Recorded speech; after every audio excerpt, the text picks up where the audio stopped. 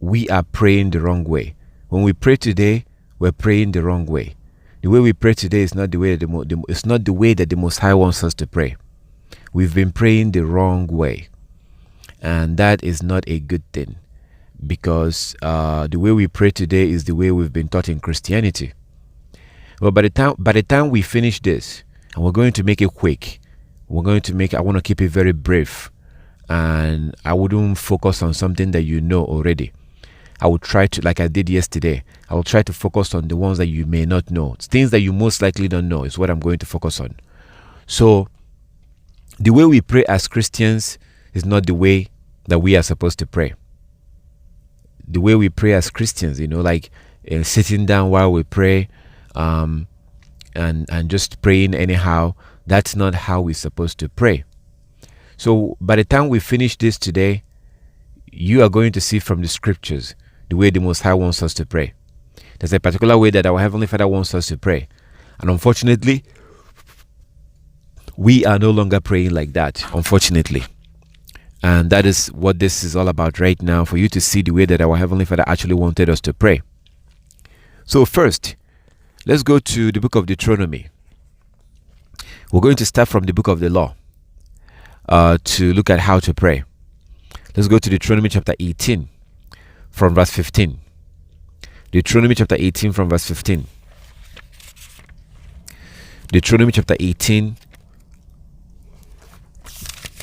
from verse 15. Deuteronomy 18:15. So we're going to start from verse 15. Deuteronomy chapter 18 from verse 15. It says, Yahweh your Elohim will raise up for you a prophet like me from among your brethren.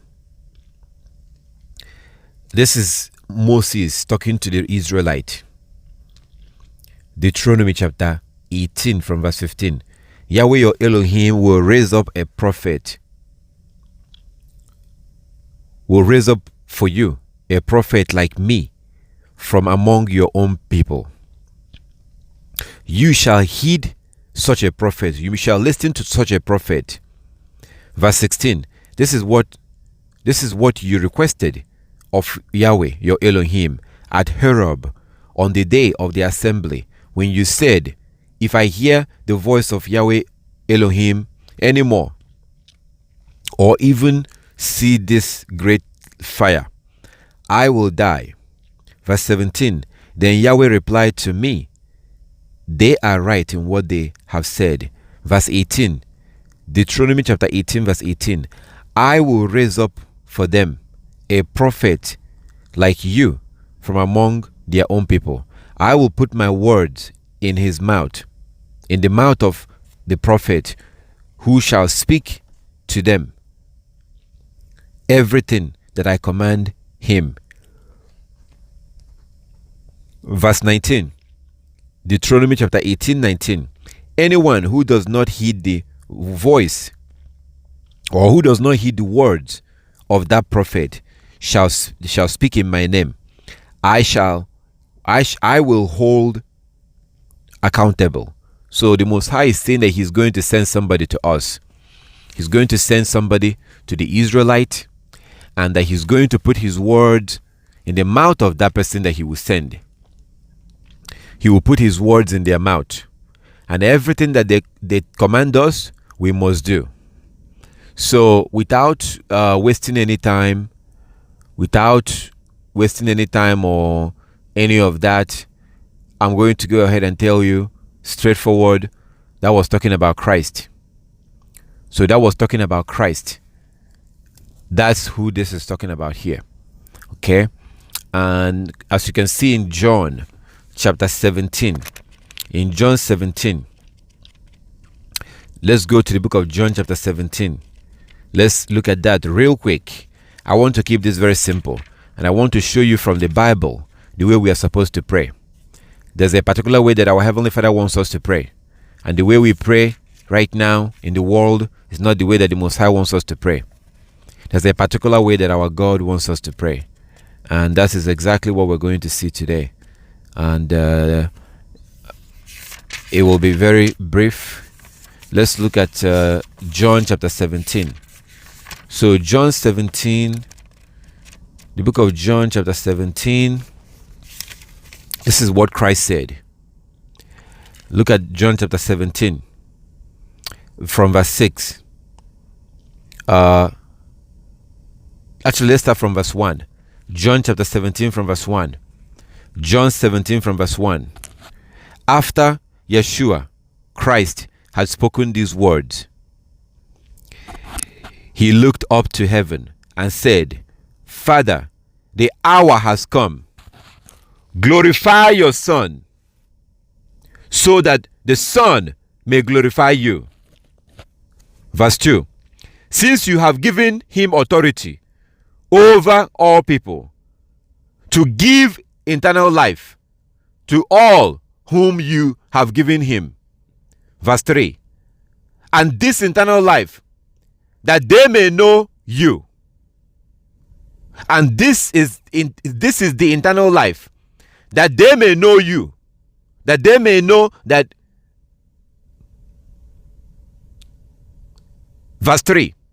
And this is eternal life, that they may know you, the only true God, Elohim, of course, and Yeshua, HaMashiach, Christ, whom you have sent. Verse 4. I glorify you on earth by finishing the work that you gave me to do. Verse 5. So now, Father, glorify me in your own presence with the glory that I had in your presence before the world existed. Verse 6. I have made your name known to those whom you gave me from the world. They were yours, and you gave them to me, and they kept your word. Verse 7. Now they know that everything you have given me is from you. Verse 8. For the words that you gave to me, I have given to them, and they have received them, and known in truth that I came from you, and they have believed that you sent me. So till this very day, we are still arguing. We are still debating with people who don't believe that the Most High sent Christ. Do you know that? There are people who are still arguing and debating that the Most High did not send Christ.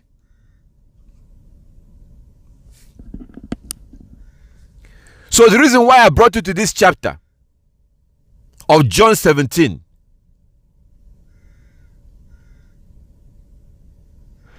look at verse 8.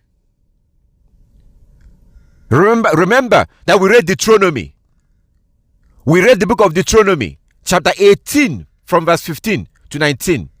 And the Most High said that he's going to send somebody, a prophet, and that we must listen to every word that he, the Most High, will put his own words in the mouth of that prophet.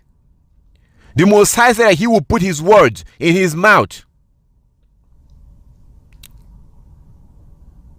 And that everything that prophet asks us to do, we must do. And we are about to go into the book of Matthew to see the way he told us to pray. So coming from Deuteronomy chapter 18 from verse 15, we now come to John chapter 17. In John 17, he said in verse 8, for the words that you gave me, I have given them, and they have received them, and know in truth that I came from you.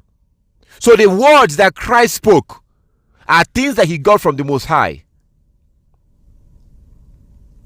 And you don't see anything that contradicts what the Most High commanded us. Christ never said a word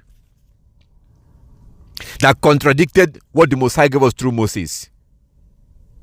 So now that we started from the beginning, the book of Deuteronomy, chapter 18 from verse 15 to 19, The Most High said he will send somebody. We've seen that. We came to the book of John chapter 17. We saw what Christ said in verse 8. That he gave us the words of the Most High.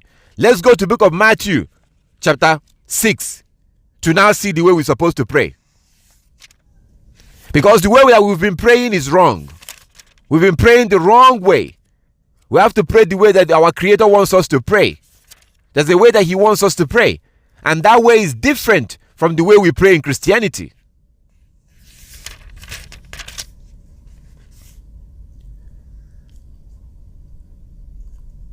So, Matthew chapter 6 from verse 5.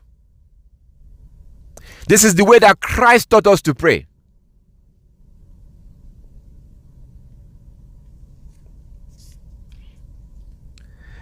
And whenever you pray, do not be like the hypocrites, for they love to stand and pray in the synagogues and at the street corners, so that they may be seen by others. Truly, I tell you, they have received their reward. But whenever you pray, go into your room and shut the door and pray to your Father who is in secret, and your Father who sees in secret will reward you. So Matthew chapter 6 from verse 5 and verse 6 makes it very clear that we are not supposed to pray in the public. We pray in secret. And these are things we are going to see today. You're going to see 100% from the Bible, from the scriptures, the way we're supposed to pray. We've been doing it wrong. The Most High, our Creator, gave a full detailed information to Christ to give us on how to pray. And the Most High will not listen to us if we don't pray the way that he wants us to pray. Would you listen to somebody who doesn't want to pray the way you tell them to pray?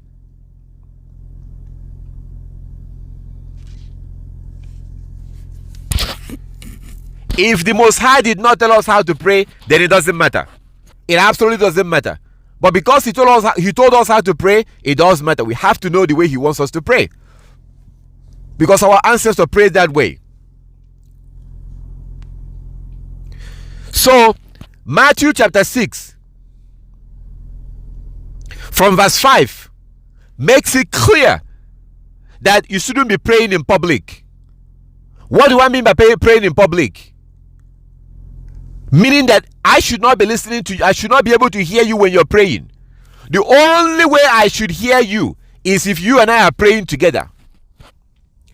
If you and I are gathered together, we're praying together, yes, that's fine. I can hear you. But if you're having your quiet time, you're praying, I should not hear you. I have no right to hear you. Because you're communicating with your heavenly Father. That is an intimate thing going on. That's very intimate. It's like you having a private conversation with your earthly father, your dad. You go into a room or you go out on the side and you're discussing something very private with your father. Can you imagine me coming close and putting my ear and hearing? What would you think if you come out and you catch me sneaking in and peeking in into the conversation between you and your father? What would you think? You will feel disgusted. You will feel like you will never be happy that I'm putting my ear. I'm trying to listen to what you're discussing with your father. That particular discussion is very private. It's intimate between you and your father. No other person has a right to hear it unless you want them to hear it. So starting from Matthew chapter 6, from verse 5, it becomes very clear that Christ wants us to pray in private. That's very clear. And the reason why I took you to Deuteronomy. The reason why I took you to Deuteronomy is for you to see that the Most High told us that he's going to send somebody. And if we don't listen to him, it becomes a sin.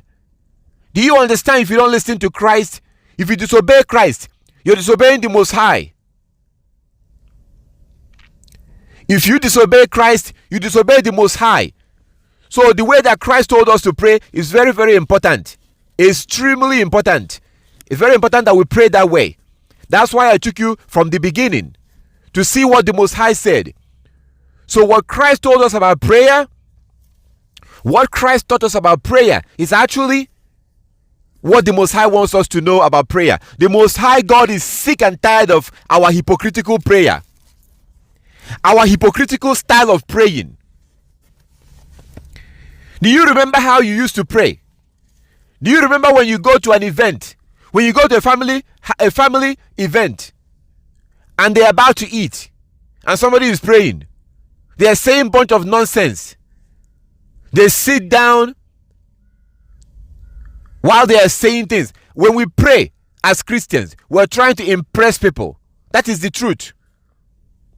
When we pray as Christians, it was all about impressing people around us to show them that we can pray.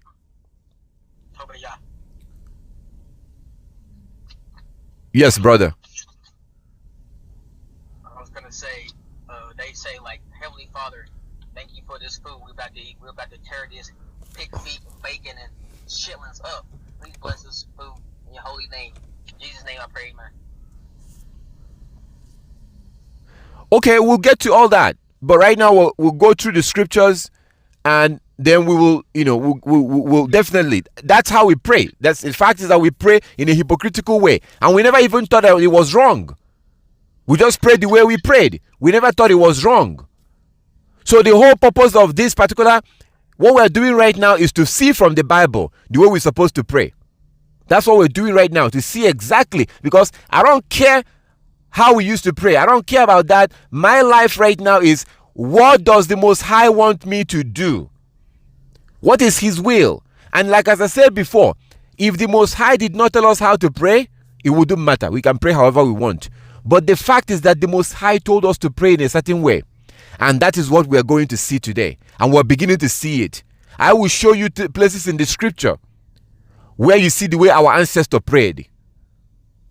And if you truly love the Most High, if you truly love your God, after today, the way you pray will never be the same. I know, because it happened to me. If you truly love the Most High, your prayer life will never be the same after today, after you listen to this. So get your Bible ready, get your pen, go through the scriptures with me. Make sure you confirm every one of this. So we start out with that Matthew. And you clearly see that no praying in public. I'm going to go in further to other scriptures so you can understand more what this means. So it says in verse 5, Matthew chapter 6 verse 5. And whenever you pray, do not be like a hypocrite, like the hypocrites. For they love to stand and pray in the synagogue and at the street corners, so that they may be seen by others. So that they may be seen by others. So that they may be seen by others. What does that mean? Meaning that they're trying to impress people. Oh, look at me, I can pray very well. You see this with our people in the Christian church. If you haven't seen, you need to see Africans pray. You need to go on YouTube and look at them pray. Type in prayer warriors. African church prayer warriors. I'm sure you're going to see something. They are praying, they are jumping up and down, they are shouting, Jesus, Jesus, Jesus, Jesus, Jesus, Jesus, I declare, I declare, I declare, I declare, I bound, I count. I'm not kidding. You will be laughing if you watch them pray. They are shouting, they are sweating, sweat all over the body. They are known as prayer warriors. Prayer warriors. That's what they are known as. So in the Christian church in Africa, you have people like that. They are shouting, they are praying, they are jumping. It's like they are fighting. It's like they are all that. That's all nonsense. Our ancestors did not pray like that, and we shall see today the way our ancestor prayed. So let's continue here. So he says this. We establish verse 5, Matthew chapter 6, verse 5 and 6. And whenever you pray, do not be like the hypocrite. For they have to stand, for they love to stand and pray in the synagogue and at the street corners. So they are praying in the public place. They pray openly. Like as I said, I have no business listening to you pray. I have no business. Truly, I tell you, they have received their reward. Verse 6. But whenever you pray, go into your room and shut the door and pray to your Father who is in secret. And your Father who is in secret sees in secret and will reward you. So, I don't know about you. Listen. I don't know about you. Okay? I don't know about you, but for me, the word of Christ is very important. I'm scared because I know what the Most High says in Deuteronomy. So we have to listen to what Christ says. If he says no more praying in the public, like out loud, the only way somebody should hear you is if you are praying with them. That's the only way. So my brothers and sisters, let's head over to the book of 1 Samuel and see how Hannah prayed. 1 Samuel, let's go. So we've seen what Christ said. We're going to look at other scriptures to get a deeper knowledge, more detailed information, a better information on how to pray. Because he tells us in Matthew chapter 6, don't pray in the public, basically. Don't let people hear you. Because you're praying to a God who sees in secret. Pray in secret. 1 Samuel, let's go. 1 Samuel, let's see the way that one of our elder sisters prayed. Hannah. 1 Samuel. 1 Samuel. So we're going to come to 1 Samuel, and we are going to start from verse. I don't want to read the whole chapter because I want to keep this very, very precise, very short, and straight to the point. Let's just hit the point, okay? I don't have to read the whole chapter. If you want to do that, do it at your own time. I do encourage you to read the whole chapter, but I want to just hit the point right now. Let's get what we need to get and see how she prayed and move on to the other scriptures. So, 1 Samuel chapter 1. Okay, so let's start from verse. Let's start from verse 1. Because we will not have to go too far. I think we'll stop at maybe around verse 12. Let's just kind of have an idea what led her to pray this way. Okay, that's the reason why we're going to start from verse 1. 1 Samuel chapter 1 from verse 1. 1 Samuel chapter 1 from verse 1. 1 Samuel chapter 1 from verse 1.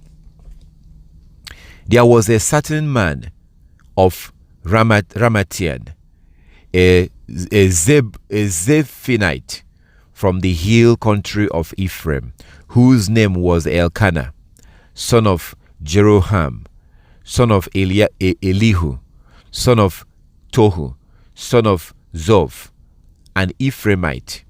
Verse 2. He had two wives. The name of the other one was Hannah, and the name of the other Penina. Penina had children, but Hannah had no children. Verse 3. Now this man used to go up year by year from his town to worship and sacrifice to sacrifice to Yahweh of hosts at Shiloh, where the two sons of Eli, Hophni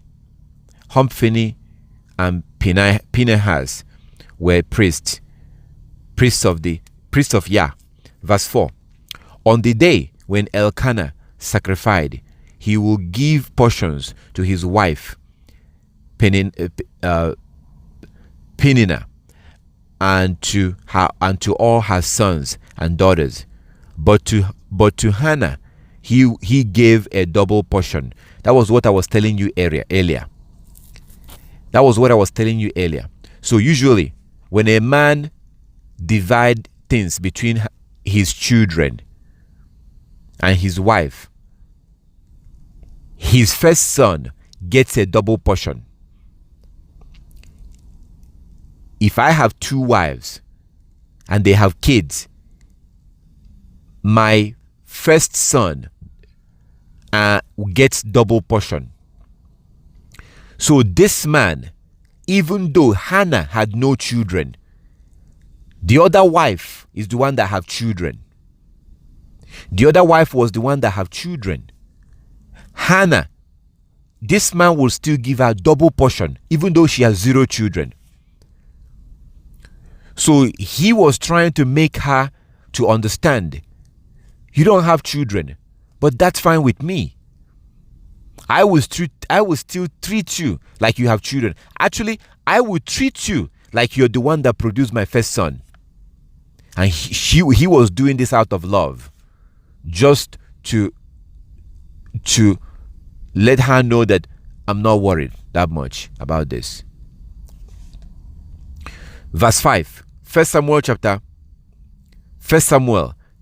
1 verse 5. But to Hannah he gave double portion, because he loved her, though Yah had closed her womb. Verse 6. Her rival used to provoke her severely, to irritate her, because Yah had closed her womb. So it went on year by year, as often as she went up to the house of Yah. She used to provoke her. Therefore Hannah wept and would not eat. Her husband Elkanah said to her, Hannah, why do you weep? Why do you not eat? Why is your heart sad? Am I not more to you than 10 sons? Verse 9. After they had eaten and drunk at Shiloh, Hannah rose and presented herself before Yahweh.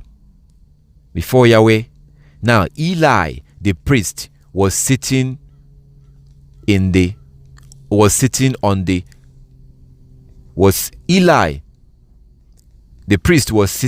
the seat beside the doorpost of the temple of Yah. Verse 10. She was deeply distressed and prayed to Yah and wept bitterly. She made this vow, O Yahweh of hosts, if only you will look on the misery of your servant and remember me, and not forget your servant, but will give to your servant a male child, then I will set him before you as a Nazarite until the day of his death. He shall drink neither wine nor intoxicant, and no razor shall touch his head. Verse 12. As she continued praying before Yah, Eli observed her mouth. Verse 13. Hannah was praying silently. Only her lips moved, but her voice was not heard. Therefore Eli thought she was drunk. Verse 14. So Eli said to her, how long will you make a drunken spectacle of yourself? How long will you make a drunken spectacle of yourself? Put away your wine. Verse 15. But Hannah answered, no, my Lord, I am a woman deeply troubled. I have drunk neither wine nor strong drink, but I have been pouring out my soul before Yah. Do not regard your servant as worthless woman. Okay. All right. So she was praying, and the reason why I brought you here is to see the way her lips was moving. So Eli was not able to hear what she was saying. Eli could not hear her pray. All Eli saw was that her lips was moving. That was all he could see. So he assumed that she must have been drunk. That's what he assumed, because they were there at the feast, and you don't get drunk in the house of Yah. So they were not drunk.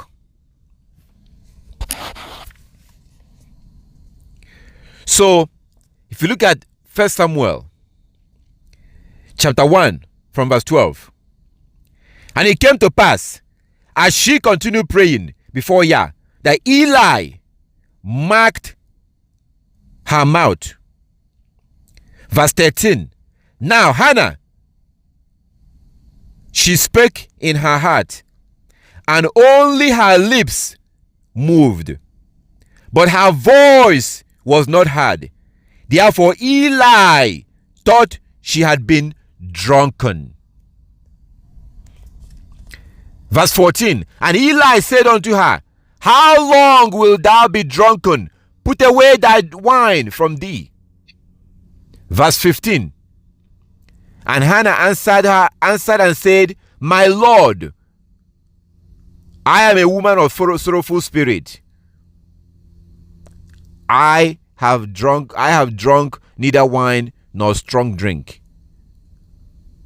but have poured out my heart before my heart and my have poured out my soul before Yahweh. Verse 16, count not your handmaid for a daughter of Belial, for out of the abundance of my heart, the abundance of my complaint, I grieve and have spoken. Then Eli answered and said, go in peace, and Elohim of Israel grant thee thy petition that thou asked of him. Verse 18, and she said, let thy handmaid or your maidservant find grace in your sight. So the woman went away and did eat, and her countenance was no more sad. Verse 19, and they rose up in the morning early and worshipped before Yah, and returned and came to their house at Ramah. And Elkanah knew Hannah, his wife, and Yah remembered her. Verse 20, wherefore it came to pass, when the time was come, about after Hannah had conceived, that she bare a son, and called his name Samuel, saying, because I have asked him of Yah. And the man Elkanah and all his house went up to offer Yah the yearly sacrifice. So, back up again, she was praying, her lips was moving, but you couldn't hear what she was saying. This priest approaches her and say, are you drunk? Put away that bottle. Put away your drunkenness. And she said, my Lord, your maidservant is not drunk. I always use this opportunity to point something out whenever I read this chapter. If we are meeting together physically in a building, and I come into the sanctuary and I see you on your knees, and I say, sister, you're drunk. How dare you be drunk in the house of Yah? How would you respond? I tell you how you will respond. You will most likely get angry. you will most likely frown your face and say, brother, how can you accuse me of such a thing? I'm not drunk. I'm just praying. And I will most likely tell you, oh, I'm sorry. I thought you were drunk. Sorry. I apologize. And I'll walk away. So the point is that attitude matters a lot. Attitude. Look at the way she responded, even though she was accused of being drunk when she's not drunk. She responded in kind. She responded respectfully and said to him, my Lord. That means my master. So she wasn't only calling her husband her master. She said, my Lord, your handmaid, maid servant. That's how women used to consider themselves. That's why girls who are virgins are called maidens. But there she is, a grown woman, a wife of another man, still describing herself as a handmaid. What is a handmaid? Look at that verse in different translation. You're going to see a handmaid or maid servant. So why will a married woman, a grown married woman, still see herself as a handmaid or a maid servant? That's what I told you about an hour ago. The Hebrew women used to think differently than today. They understood exactly why they're here. Men understood exactly why they're here. We're here to keep the commandment and serve Yah. Period. You as a Hebrew woman is here to serve your husband. Period.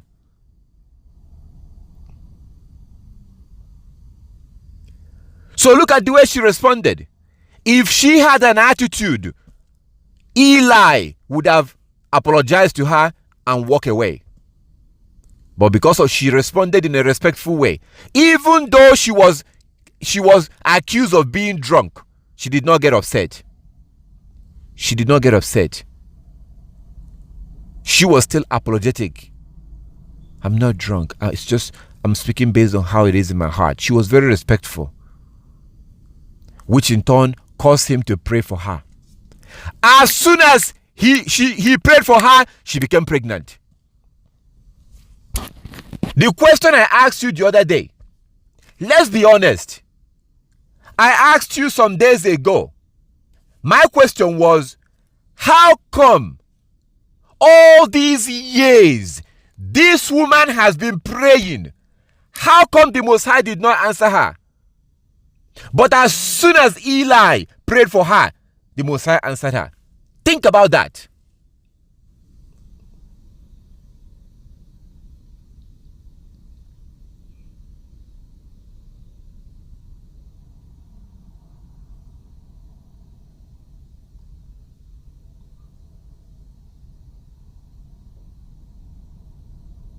Just like I asked you, why is it that in Matthew chapter 19,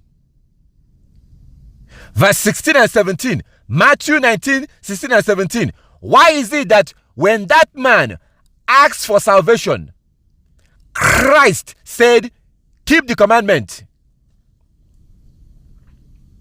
But in John chapter 4, when the Samaritan woman asked for salvation, she was told, go call your husband.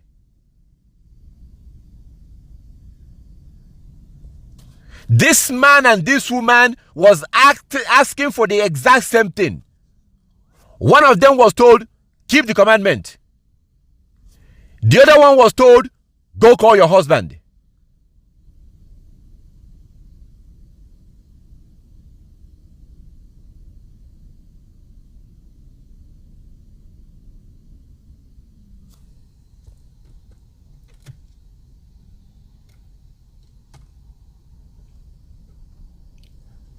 So why is it that this woman was praying and praying and praying for all these years? Oh, By the way, if you look at what we read, it tells you twice. 2 times he told you that the Most High closed her womb. That's what it says. Twice. That the Most High is the one that closed her womb. Why did he have to take a man to pray for her for the Most High to open her womb? Why am I even asking you this question? Those of you that understand this and understand this principle, you will gain a lot. You will benefit if you understand what is happening here. You will gain because you will be able to understand how to get something from the Most High. This is something that we no longer know. We don't know this anymore. We literally don't know. We don't understand this anymore. We don't understand it. We've lost this.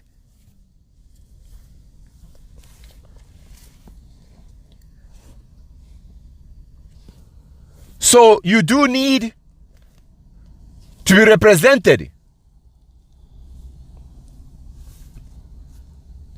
in the sight of the Most High.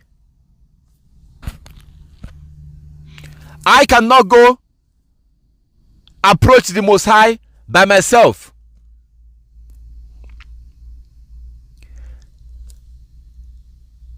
I have to be represented by Christ.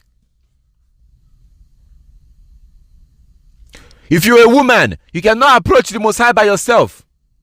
You have to be represented by a man. The Arab culture understands this. The Muslims understand this. That is why when you go to Saudi Arabia and other places, they understand this.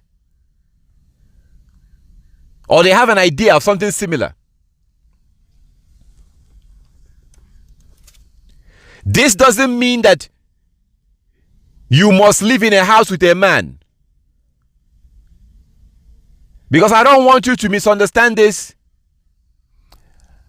and then you become a victim. Because there are Hebrew men out there who will try to exploit this. And before you know it, they are either exploiting you financially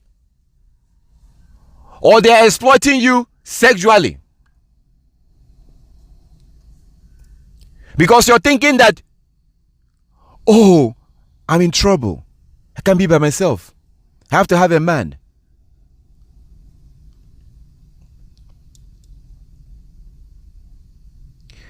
I don't want to go too much into details on this particular topic right now.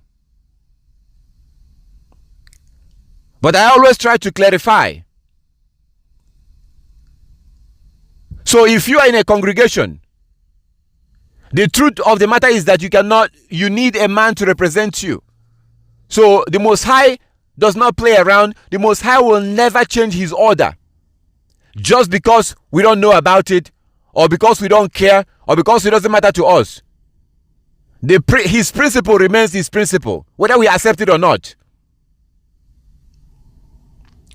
So you see how as soon as Eli got involved, Hannah became pregnant.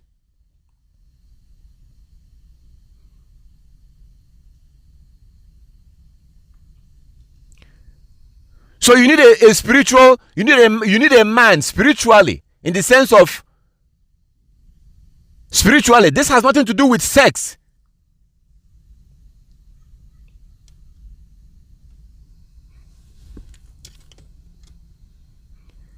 This has nothing to do with sex.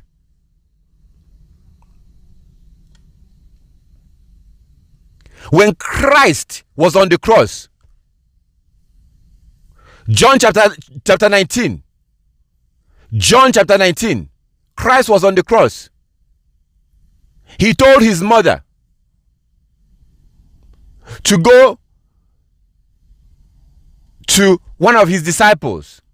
He said, "Mother, here is your son. Son, here is your mother." And the Bible tells you in John 19 that she started living with that man for the rest of her life. Do you think that Christ was giving her mother to a man that will be having sex with her? No. That was a righteous man. But Christ understood that his mother, his mother needs spiritual protection. This has nothing to do with sex. If you are in a congregation, this is covered.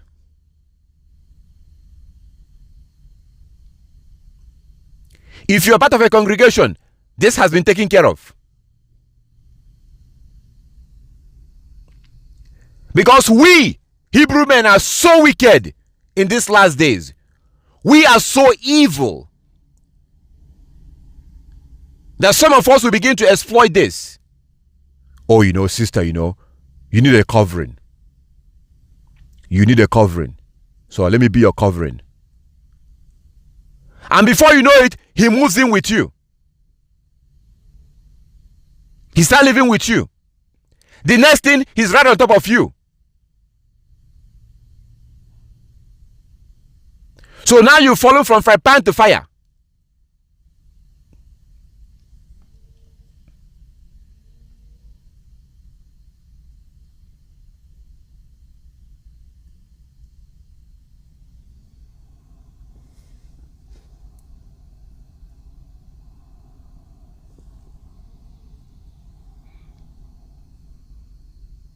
So simply being part of a congregation that is not being run by women, you have taken care of this. That's how you take care of it. Because you're now under the men in that congregation. And that's done. This doesn't require you to open your door and let in some stranger to come and live with you. Or pack your things and move into some stranger. And the next thing you know, he will be on top of you in the name of being your covering. I always try to clarify this because there are people out there that will try to exploit you. The next thing, they're asking you to pay for your phone bills, or to buy them food, or to buy them gas. Because you, quote unquote, need a covering.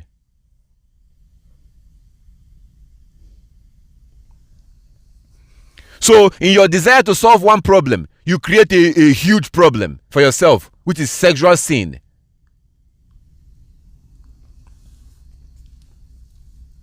So, you have to balance it. Understand reality. It is what it is. Okay, this is the order that the Most High put in place. That's fine. I have no problem with that. And you do it the right way.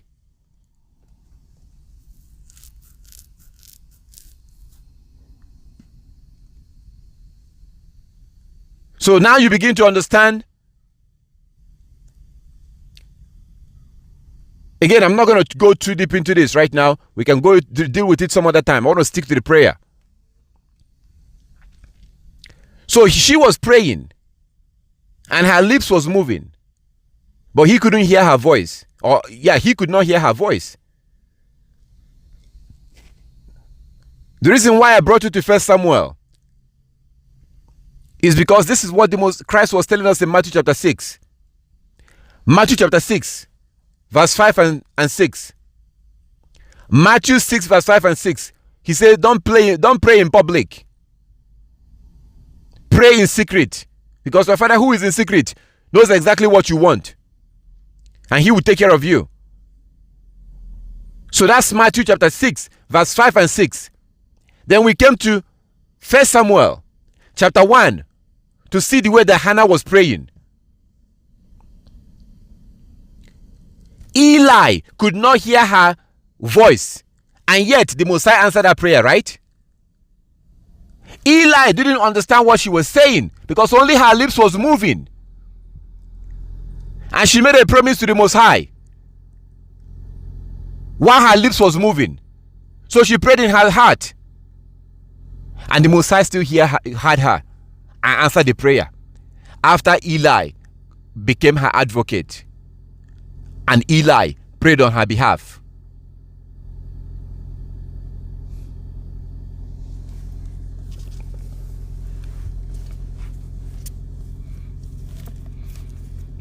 That's exactly what Christ was talking about.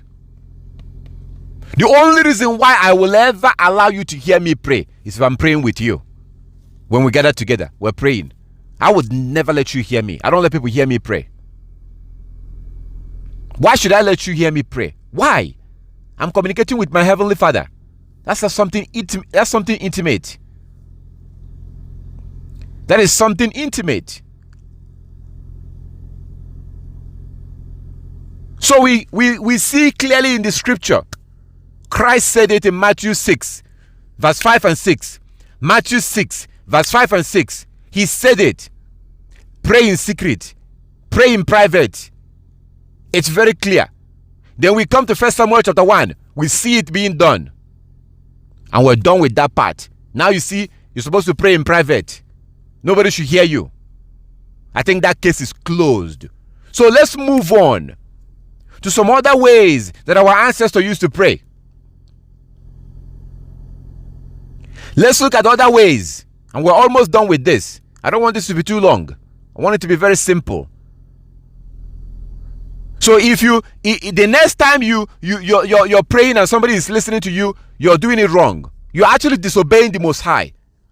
If you actually pray, if you and I are not praying together, you're praying and I'm hearing your voice, you're actually disobeying the Most High. You're going against Christ and you're going against our Heavenly Father. Because the Most High now told us how to pray. It's something intimate. No human being should be able to hear you. Talk to your Father in the spirit. It's intimate. The only one reason why somebody should hear you is if you're praying with them. Hey brother, let's pray together. Or sister, let's pray together. Okay, now we can pray openly. Never, ever, ever in your life again let anybody hear you while you pray. Because if you do that, not only will your prayer be rejected, but you are actually disobeying the Most High.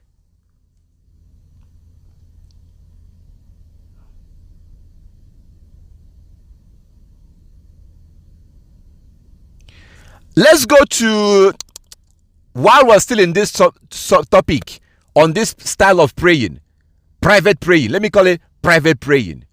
Private praying. While we're still there, I want to show you one more Bible verse before we go on to other style of praying.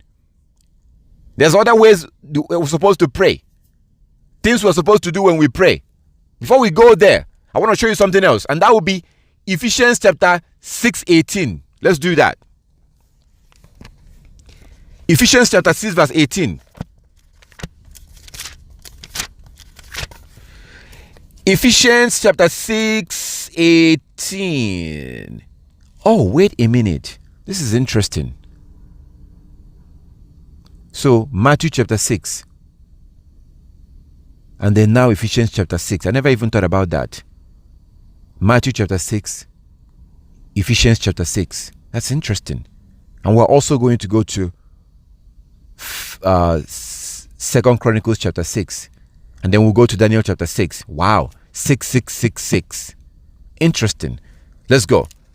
Ephesians chapter 6. Verse 18.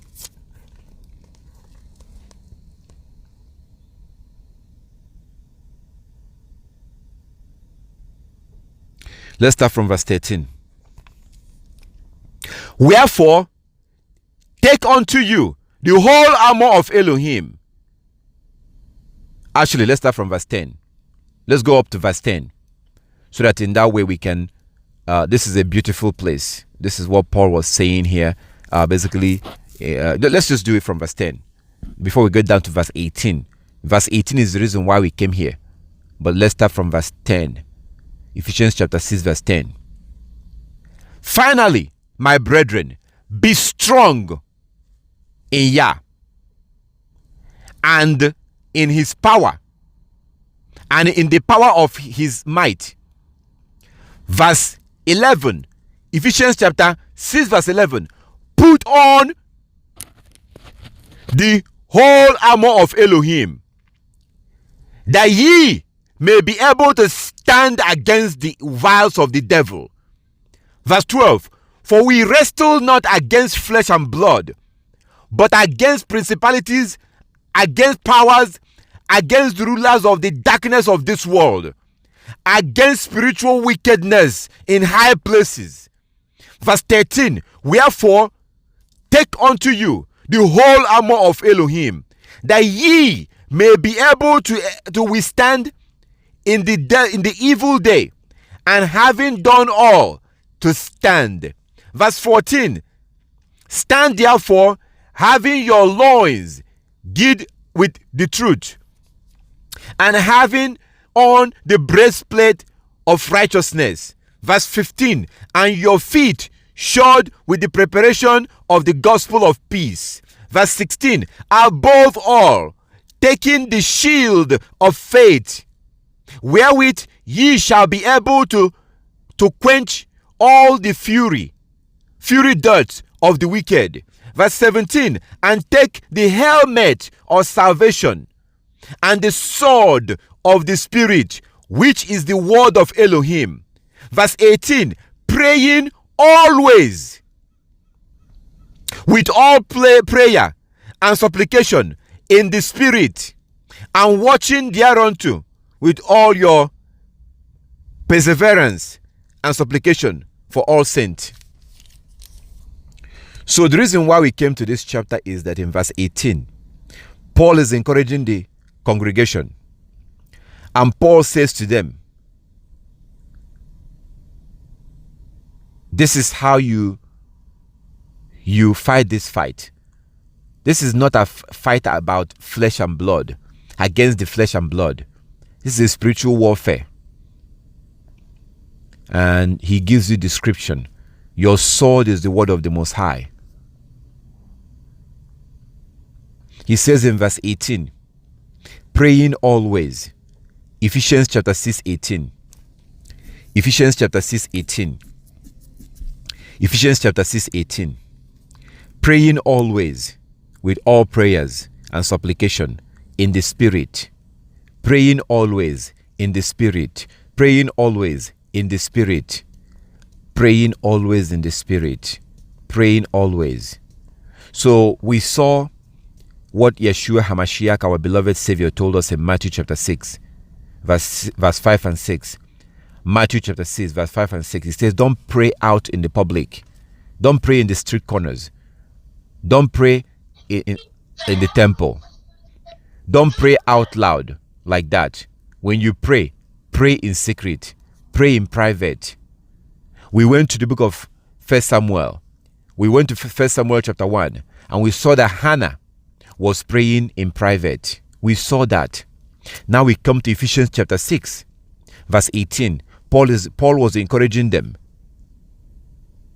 Praying always with all prayers and supplication in the Spirit. In New Living Translation, as I always encourage you, read the multiple translation. In the New Living Translation, he said, pray in the Spirit at all times, and on every occasion, stay alert and be persistent in your prayers for all believers everywhere. That's New Living Translation. Pray in the Spirit at all times, and on every occasion. So, you don't have to be praying out loud and for people to hear you. We're supposed to be in prayer all the time. We're supposed to be in prayer. I don't know. I don't really know. I can't really tell like what you do in private.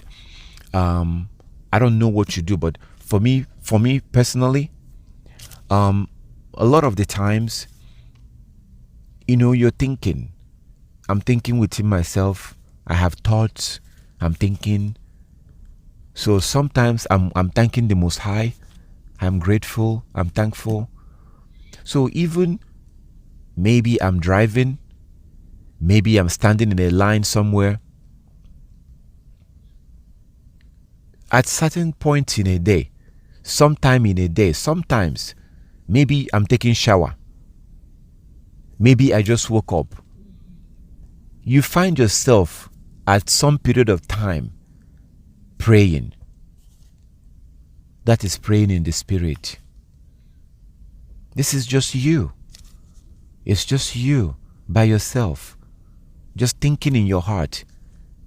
But you're praying because you're communicating with the Most High. You're either asking for something or you're saying, thank you, Father. Oh, I'm so glad that this happened. Oh, I'm so glad that that happened. Or you're thinking, oh, I wish that this will happen. Oh, I wish that that will happen.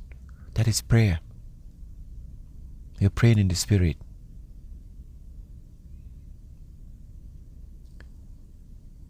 We're not allowed to pray out loud like we've been doing in Christianity. So we saw first Matthew chapter 6. Matthew chapter 6, verse 5 and 6. We saw 1 Samuel chapter 1. Now we saw Ephesians chapter 6, verse 18. So now we're going to move on to other style of praying. The other way that our ancestor was praying. Actually, let's go to, this is very interesting. It's kind of interesting and entertaining. So we went to Matthew chapter 6. Now we're in Ephesians chapter 6. So we will still go to Daniel chapter 6, and then we'll go to Second Chronicles chapter 6 also. 6. Interesting. Which one should we do first? Let's see. Which one should we do first? Okay, let's do Second Chronicles chapter 6. Just so you can see from the scripture the way the Hebrew people are supposed to pray. All right, Second Chronicles chapter 6. Second Chronicles chapter 6. See.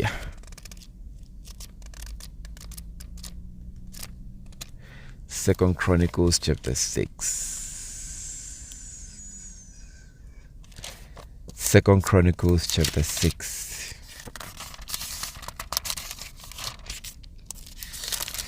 Second Chronicles chapter 6. Okay, Second Chronicles chapter 6. Okay, so this one we're going to kind of start from verse 1. So that we can have an idea of what's going on here. We are most likely not going to read the whole chapter. No, probably not. But let's start from verse 1. I just wanted to see some things, how our ancestor prayed, and let's just see. Let's go. First Chronicles. Oh my goodness. Second Chronicles chapter 6 from verse 1. Second Chronicles chapter 6 from verse 1. Then Solomon, this is after they dedicated the temple, after he finished building the temple. This was when they were doing the dedication of the temple or the sanctuary. Second Chronicles chapter 6. Second Chronicles chapter 6 from verse 1. Then said Solomon,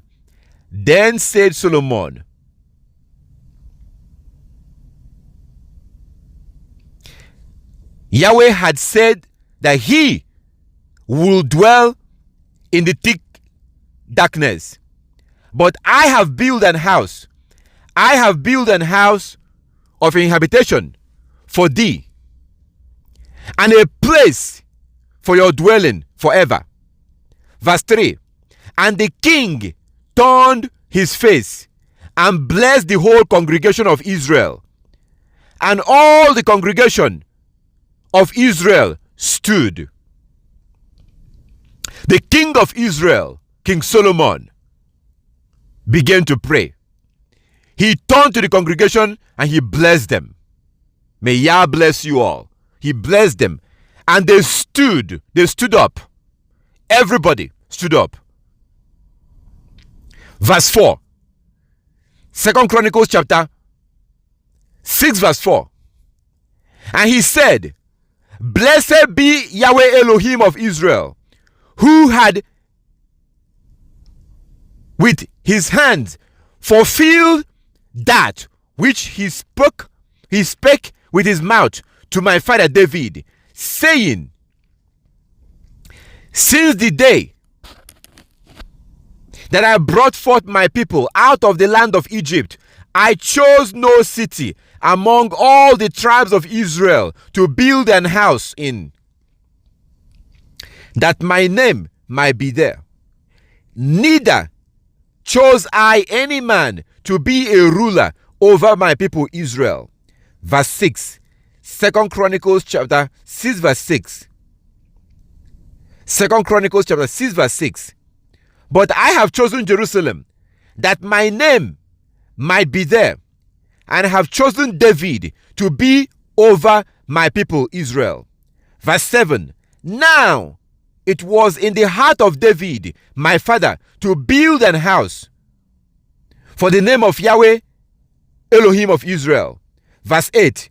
But Yahweh said to David, my father, for as much as it was in your heart to build an house for my name, you did well. Your thought is well. You think well, in that it was in your heart. Verse 9. Notwithstanding, you shall not build a house. You shall not build the house, but your son, which shall come forth out of your loin, he shall build the house for my name. Verse 10. Yah therefore had performed his word that he had spoken. For I am risen up in the room of David my father, and am set on the throne of Israel, as Yah promised, and have built the house for the name of Yahweh Elohim of Israel. Verse 11. And in it I have put the ark, wherein it is the covenant of Yahweh that he made with the children of Israel. Verse 12. 2 Chronicles chapter 6 verse 12.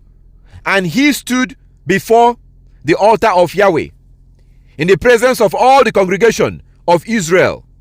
Now we're getting into it.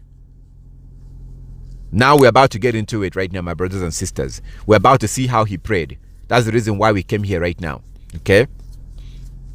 Because we want to see how our ancestor prayed.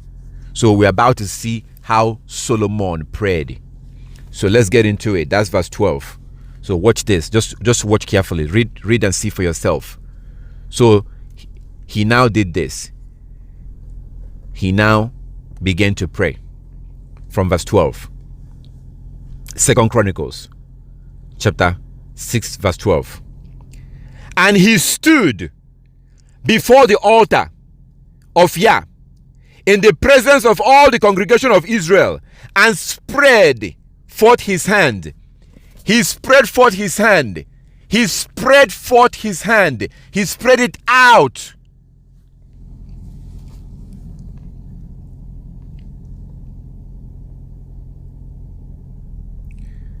He spread forth his hand. Verse 13. For Solomon had made a brazen scaffold of 5 cubits long, and 5 cubits broad, and 3 cubits high. So that was something that the platform that he was standing on. And had set it in the midst of the court, and upon it he stood, and kneeled down upon his knees before all the congregation of Israel, and spread forth his hand towards heaven. He got on his knees. He got on his knees and spread forth his hands. Solomon got on his knees, his 2 knees. This is the king of Israel. We're talking about Solomon, the wisest man that has ever lived and will ever live. With all his wealth, with all his power, with all his money, with all his silver and gold, with all his majesty, his glory, this man got on his knees.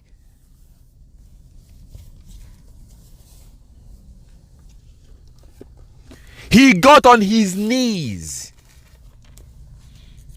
and spread forth his hand while he was praying.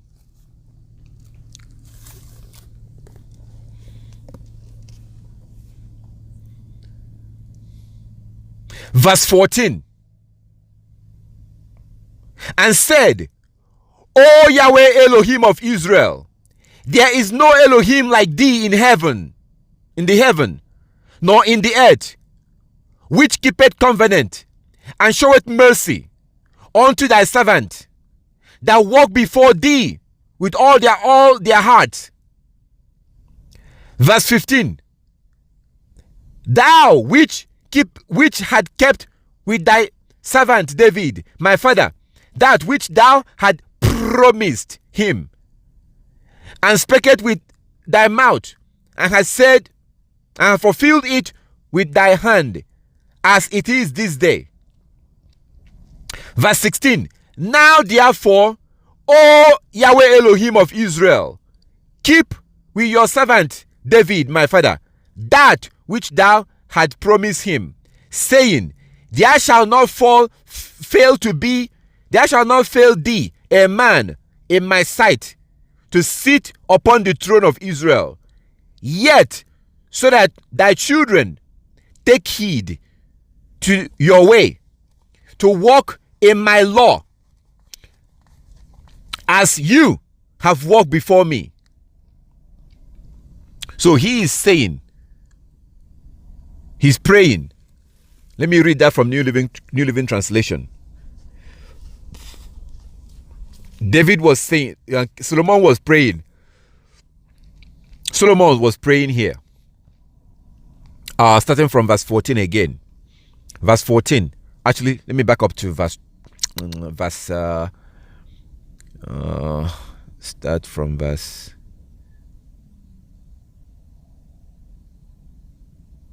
Start from verse 13. Second Chronicles chapter 6:13, New Living Translation. Now Solomon had made a bronze platform, 7.5 feet long, 7.5 feet wide, 4.5 feet high, and had placed it at the center of the temple's courtyard.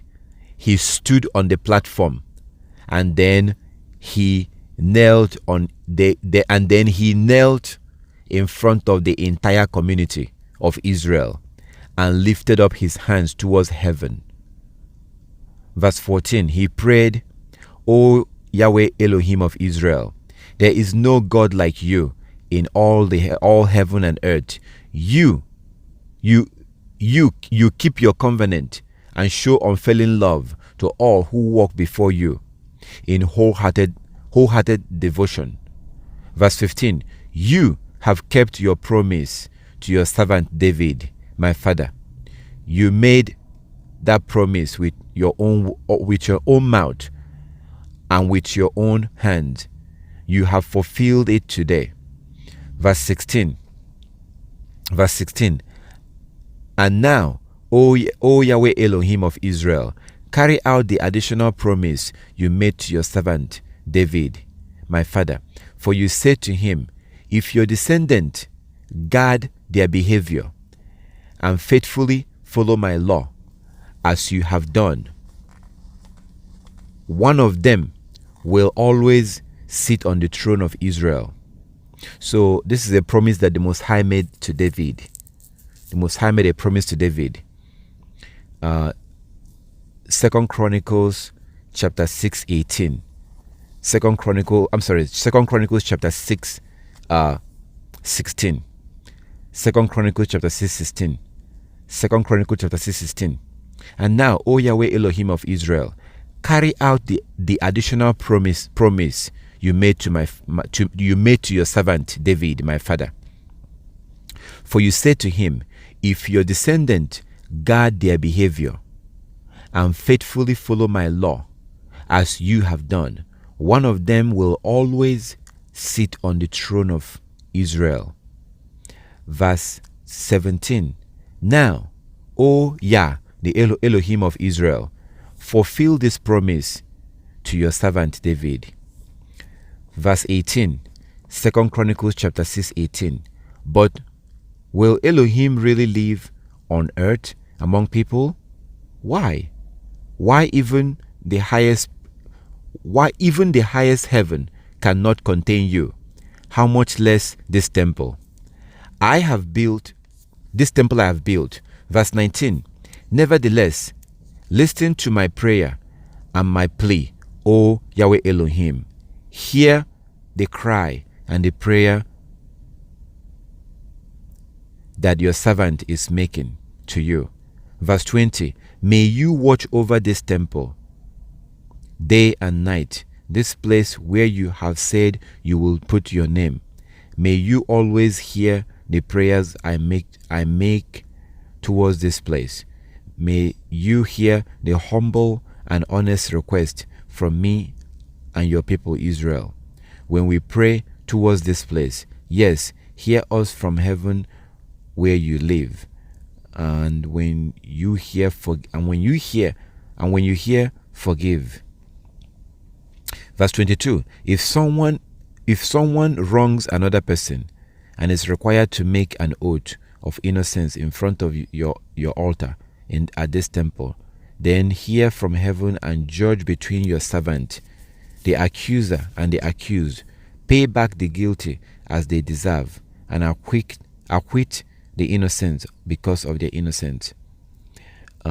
So you could go on to finish the whole chapter, which I actually will recommend. But the reason why I brought you here is because of verse 12. Because of verse 12. 2 Chronicles chapter 6 verse 12. 2 Chronicles chapter 6 verse 12 and 13. That was the reason why I brought you here. 2 Chronicles chapter 6 verse 12 and 13. It says, Then Solomon stood before the altar of Yah in front of the entire community of Israel and lifted up his hands in prayer. Verse 13. Now Solomon had made a bronze platform 7.5 feet long, 7.5 feet wide, 7.5 feet, 4.5 feet high, and had placed it at the center of the temple's outer courtyard. He stood on the platform, and then he kneeled in front of the entire community of Israel and lifted up his hand towards heaven and prayed. So the reason why I brought you here is just for you to see the way that Solomon prayed. Solomon got on his knees. He got on his knees and he prayed to our Heavenly Father. And after he prayed to our Heavenly Father, you clearly see the way he prayed. And so if Solomon, in all his might, his power, could get on his knees and pray to our Heavenly Father, who are we to sit down while we pray? Who are we to do that? That's what we've been doing. So we clearly see from 2 Chronicles chapter 6 that he got on his knees and he lifted up his hand. Okay, let's go to Daniel chapter 6. Daniel chapter 6. Daniel chapter 6. I think we're almost done. Daniel chapter 6. Daniel chapter 6.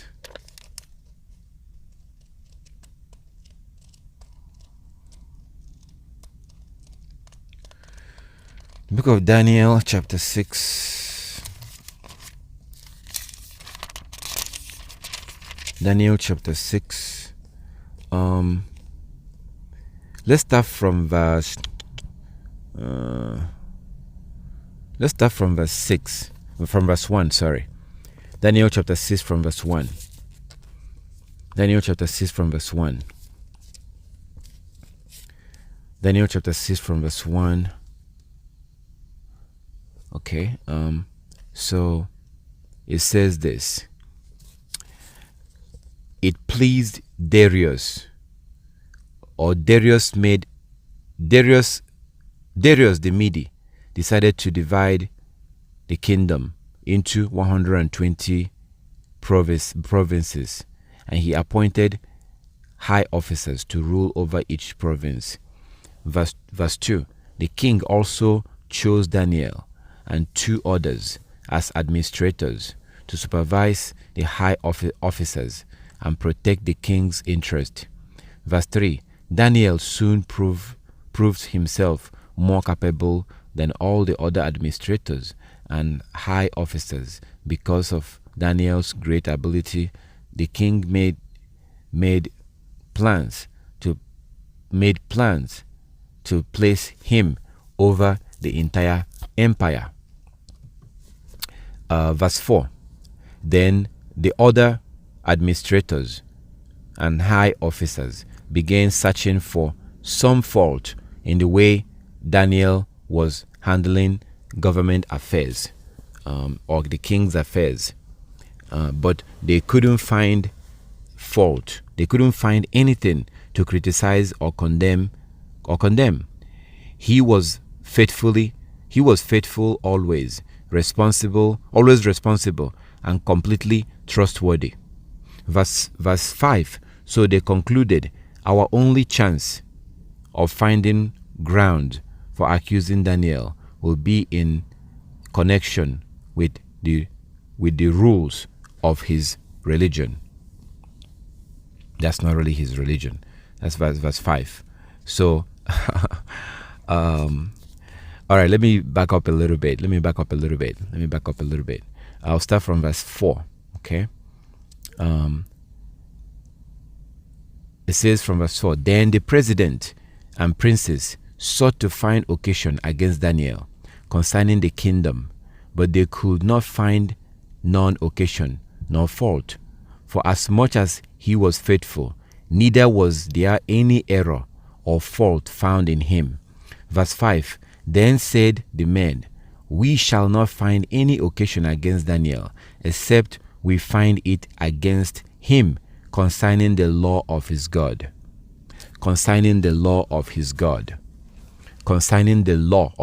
So they couldn't find any reason to accuse Daniel, because they wanted to put Daniel in trouble so that he can be arrested and so that he will not get the promotion that he was going to get. They're about to promote him, and these men don't want him to be promoted over them.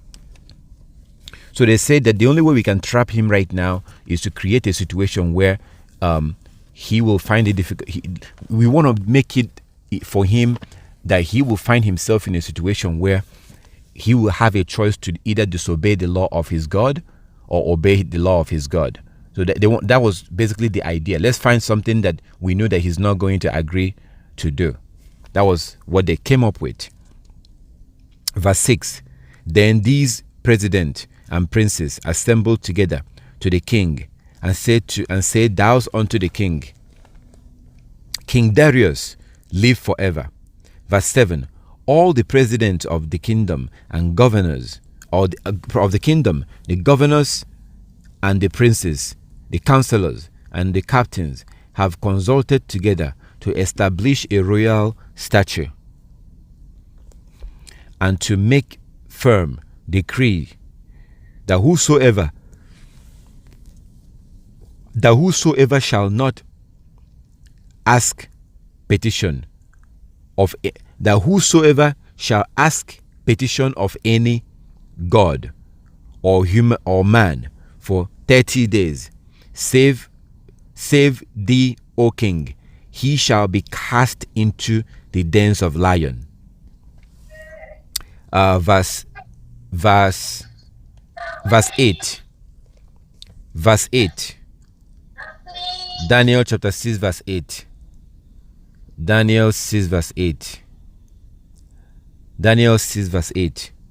Now, O king, establish the decree and sign the writing, that it be not changed according to the law of the Medes and Persians, which altered not. Verse 9. Wherefore the king Darius signed the writing and the decree. Verse 10. This is why we came here right now. Verse 10. So verse 10. Daniel chapter 6 verse 10. Now, when Daniel knew that the writing was signed, he went into his house, and his windows being open in his chamber towards Jerusalem, he kneeled upon his knees 3 times a day and prayed and gave thanks before his Elohim, as he did aforetime. So Daniel usually goes inside his room. He goes inside his room, and he will open his window towards Jerusalem, and he will usually pray 3 times a day. Daniel prayed 3 times a day, according to this scripture. That was the way he prayed, 3 times a day, and he will be on his knees. So the focus right now is on the fact that he's usually on his knees. This was Prophet Daniel. He will be on his knees while he prayed, and he does this 3 times a day, once in the morning, once in the evening, and once in the afternoon. So in the morning at dawn, this is something that I try to do myself. I try to do it. Sometimes I'm driving, I'm on the street, I'm driving, I will pull over.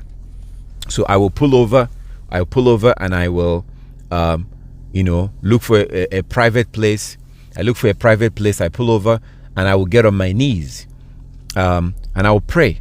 So I try to pray 3 times a day. When I wake up in the morning, I will do my first prayer. In the middle of the day, when the sun is all the way up in the sky, I will do my second prayer.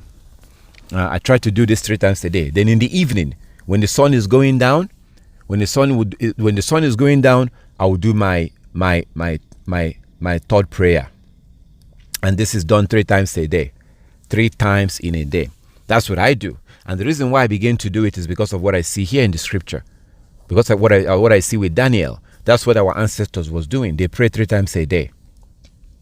I also try to read the scripture once a day and once at night. And I do that because of what the Most High told Joshua in Joshua chapter 1, verse 7 to 9. Joshua 1, 7 to 9. Joshua 1, chapter 1, verse 7 to 9. So also in Psalm chapter 1, verse 1 to 3. Psalm chapter 1, verse 1 to 3. So we're supposed to meditate in the book of the law once a day, like once in the daytime and once at night. Once in the daytime and once at night. So this has become my habit right now. This has now become my habit. But if you look at Daniel chapter 6, it is very clear that in verse 10, Daniel got on his knees. This man got on his knees and he prayed 3 times a day. Every Hebrew should be praying 3 times a day. Once in the morning, once in the middle of the day, and once in the evening when the sun goes down. We should be praying 3 times a day. Okay? So we clearly see that. So we see that King Solomon got on his knees, lifted up his hand, and prayed. So let me finish up Daniel. Let's finish up Daniel here. So it says that in Daniel chapter 10, Daniel chapter 6 verse 10, Daniel chapter 6 verse 10. Now when Daniel knew that the writing was signed, he went into his house, and his window being open in his chamber towards Jerusalem, he kneeled upon his knees 3 times a day and prayed and gave thanks to Elohim as he usually do. So Hebrew people should be praying 3 times a day, once in the morning, once in the afternoon, once in the evening.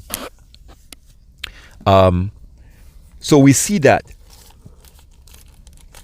We clearly see that. Let's go to.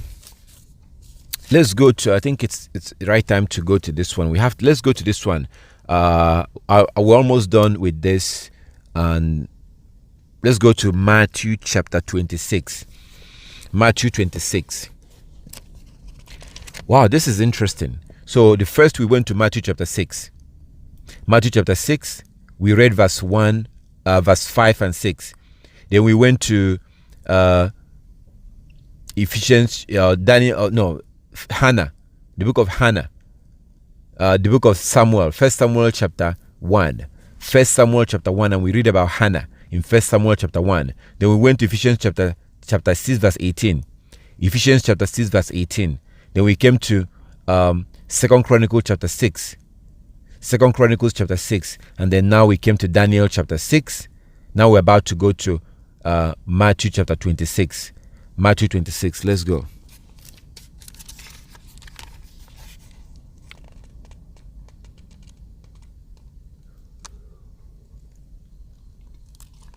Matthew 26. The book of Matthew chapter 26.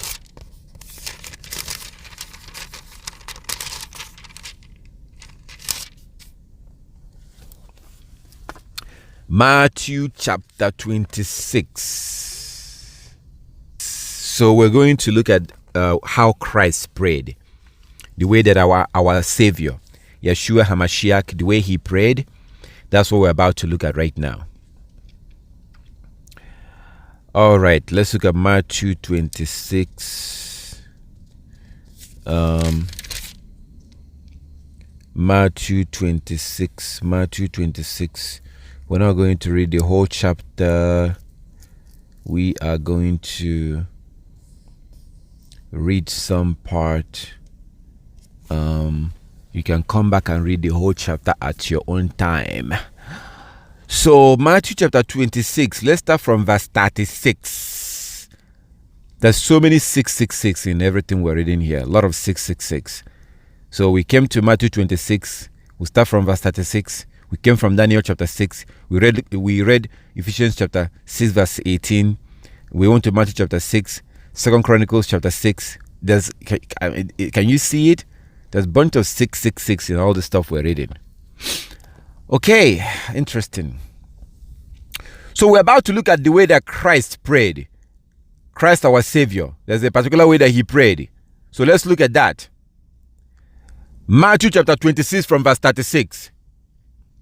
Then cometh Yeshua with them unto a place called Gethsemane, and said unto the disciples, sit yet here while I go and pray. Sit here while I go and pray. Verse 37. And he took with him Peter and the two sons of Zebedee, and began to be sorrowful and very heavy. Verse 38. Then said he to them, my soul is exceedingly sorrowful, even unto death. Tarry here, or wait here, and watch with me. Verse 39. And he went a little further, and fell on his face, and prayed, saying, oh, my Father, is it possible? If it is possible, let this cup pass from me. Nevertheless, not as I will, but as thou will. So I want to see if you saw this thing that can easily be missed. There's something that happened here that can easily be overlooked. So Christ was walking with his disciples. He was walking with them. And as he walked with his disciples, he told them to hold on, that he's about to go pray. He told most of them to wait over here. Wait over here, let me go and pray. Then he took Peter and the other two brothers. He took Peter and the other two brothers. And then, do you notice what he did over there? He told Peter to wait. And then he stepped away from them. I thought that was interesting.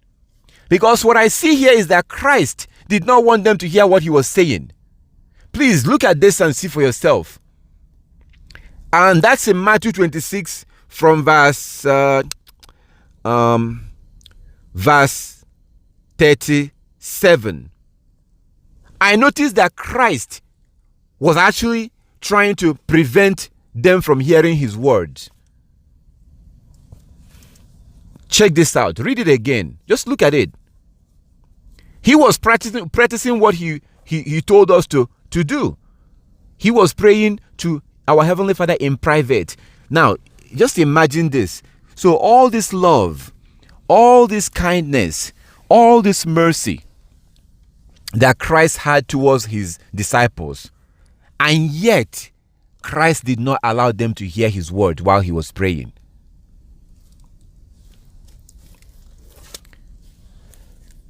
Matthew chapter 26 from verse 36.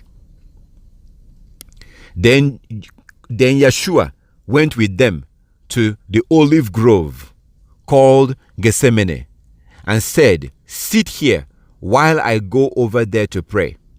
Verse 37. He took Peter and Zebedee, the two sons of James and John, and he became anguished and distressed. He told them, "My soul is crushed with grief to the point of death. Stay here and keep watch with me." Verse 39. He went on a little further and bowed with his face to the ground, praying. So first, he has all the disciples, right? He told them, okay, wait over here. I'm going to go and pray. Wait here for me. Let me go and pray. Then he took Peter and the other two brothers. So he took three out of the rest of the disciples. He took 3 people. Then he went a little bit further. He now told the 3 people to wait here. And then he stepped away from them and began to pray. My brothers and sisters, do you see that? That's exactly what he was telling you in Matthew chapter 6. That nobody should hear you praying. Why is it that Christ was having all this privacy? That was his disciples. He knew these men. He trusted these men. So he had 2 groups of people waiting for him to go and pray. All of you, wait here. Let me go and pray. He took 3 people. He stepped away a little bit. Then he told them to wait. And then he walked away from them. I read from King James and New Living Translation. Verse 39. Matthew 26:39. Matthew 26:39. Matthew 26:39.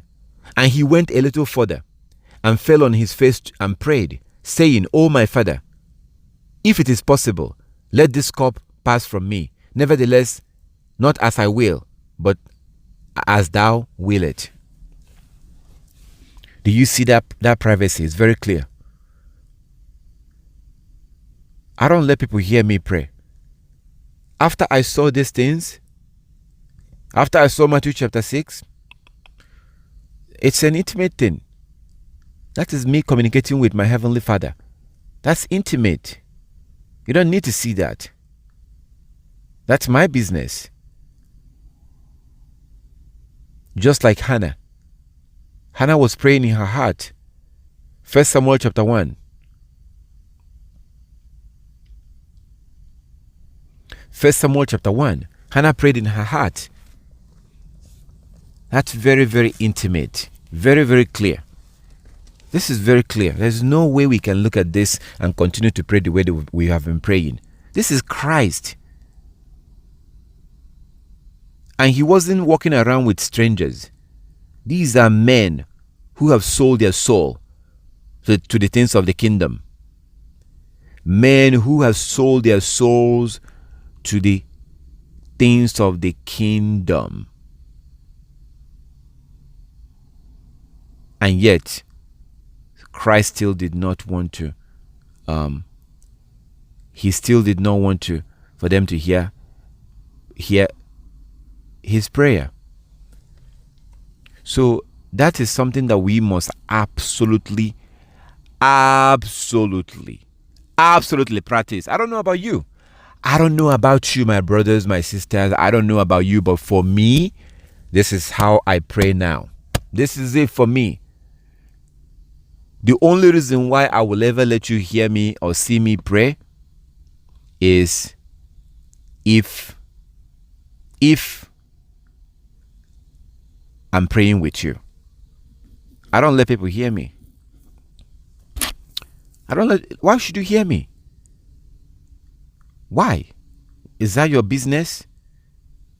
What I discuss with my Heavenly Father is between me and Him. It's none of your business. I shouldn't hear you either. I should not hear you either, and you should never let me hear you pray, except if we are praying together. Except if we are praying together. If we are praying together, then that's fine. That is absolutely fine. If you and I are praying together. If you and I are not praying together, no. You should never let me hear you. I should never let me hear you. I just want that to sink in with you. I just want you to think about that. Just imagine this. This is a big deal. Why will Christ have, that kind of privacy? Why would he require that kind of privacy from them? Why would he do that? I mean, what's the point? Why can't you just pray in front of them? And they're supposed to be righteous people? But it doesn't matter. Even though they are righteous, it still doesn't matter. Whether they are righteous or not is irrelevant. What's important is that they have no business hearing him, unless if he is praying with them. And at that point, he wasn't praying with them, so they're not supposed to hear him. So that's basically that, and we will eventually move on to the other point on how to pray. There are other points that you see there. We saw Daniel chapter 6. We clearly saw Daniel chapter 6. It was very, very, very clear. In Daniel chapter 6, how Daniel prayed. It was very, very, very clear. And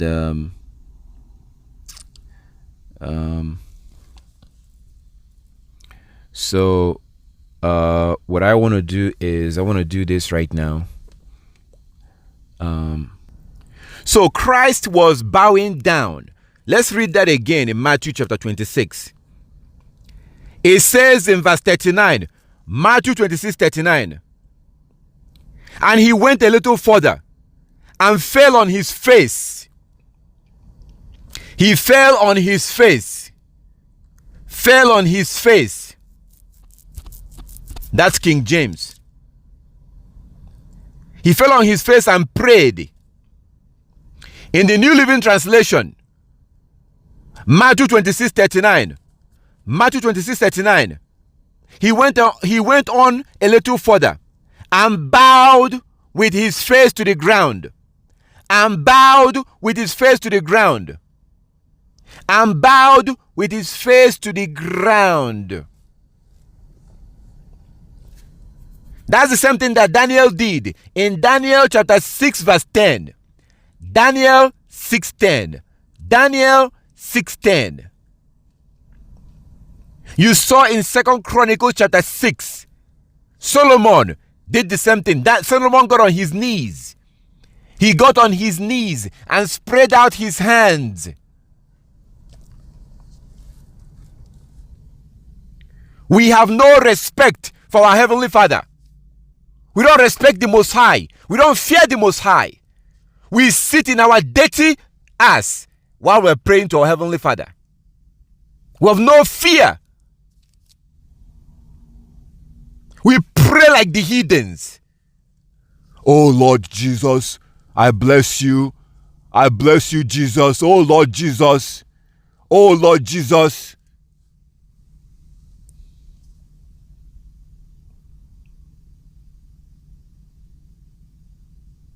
I decree, I declare, I decree, what the hell are you decreeing and declaring with pork and shrimp all over your teeth? With your hair open, with no beard on your face as a man, no fringes, and most likely on your monthly period, and you're declaring and decreeing and declaring in Jesus' name.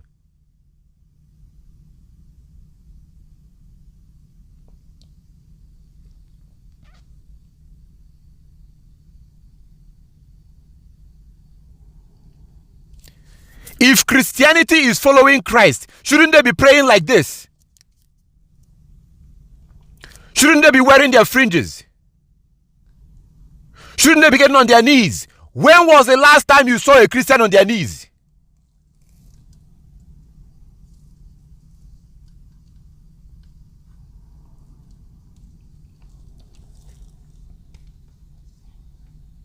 We sit on our dirty ass.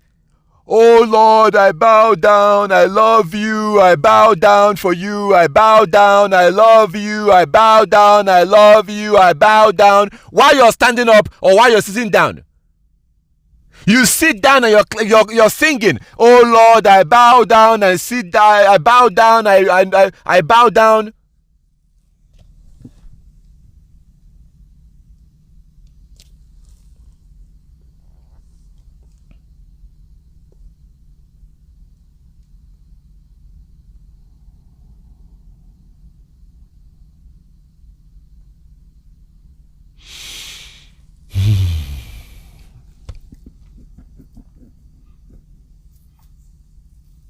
Daniel chapter 6 verse 10.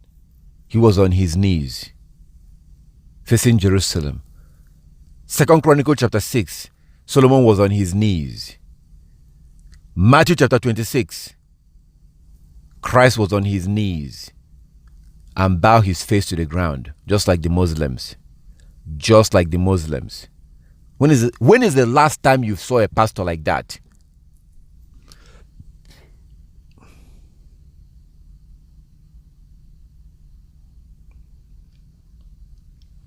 When was the last time you prayed like that?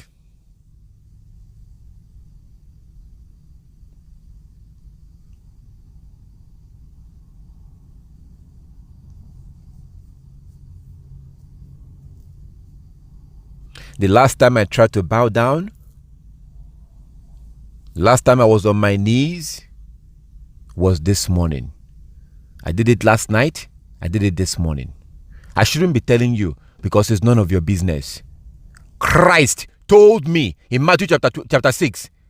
According to what Christ said in Matthew chapter 6, it is none of your business for you to know when I bow down. I shouldn't be telling you this.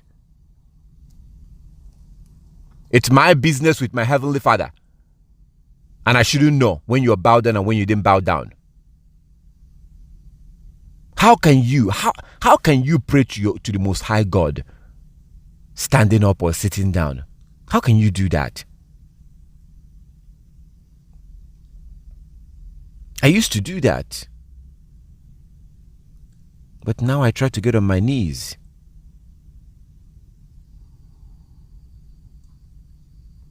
He is worthy to be praised.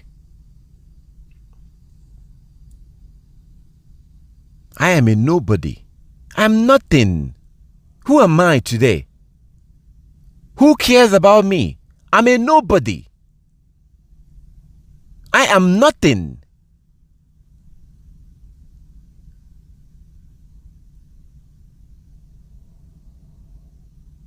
Solomon, who was something, who was the king of Israel, who had all that knowledge, all that wisdom, all that wealth, Solomon still got on his knees. And then me, a nobody, will sit on my dirty behind and be praying to the Most High.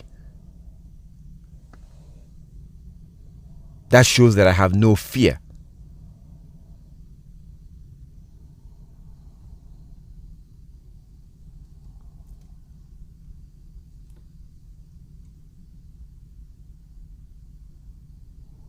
We see certain things and we get scared. We see a snake, we get scared. See a lion, you get scared. You see certain kind of dogs, you get scared. And yet we have no single fear on the creator of these beasts. We even fear our fellow human being, but we have no fear on these of the creator.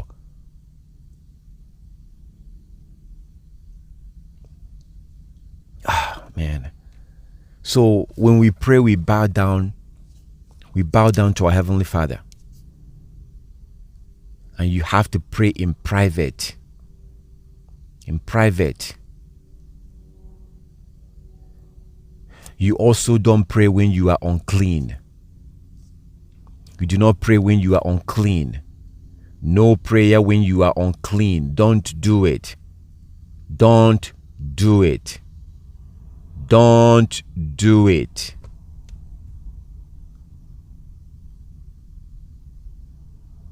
You don't pray to our Heavenly Father when you are unclean. Let's go to Leviticus chapter 11. Let's do chapter 12. 11 is about clean and unclean food. Let's do the next chapter about praying or going into the sanctuary. Leviticus chapter 12. Leviticus chapter 12.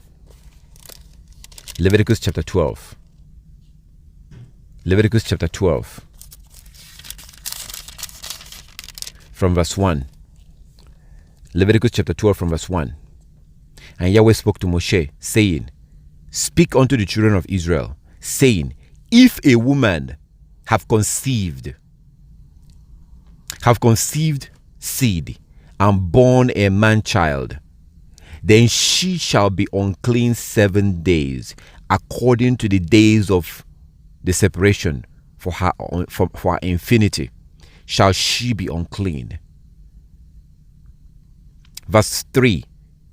And in the 8th day, the flesh of his foreskin shall be circumcised.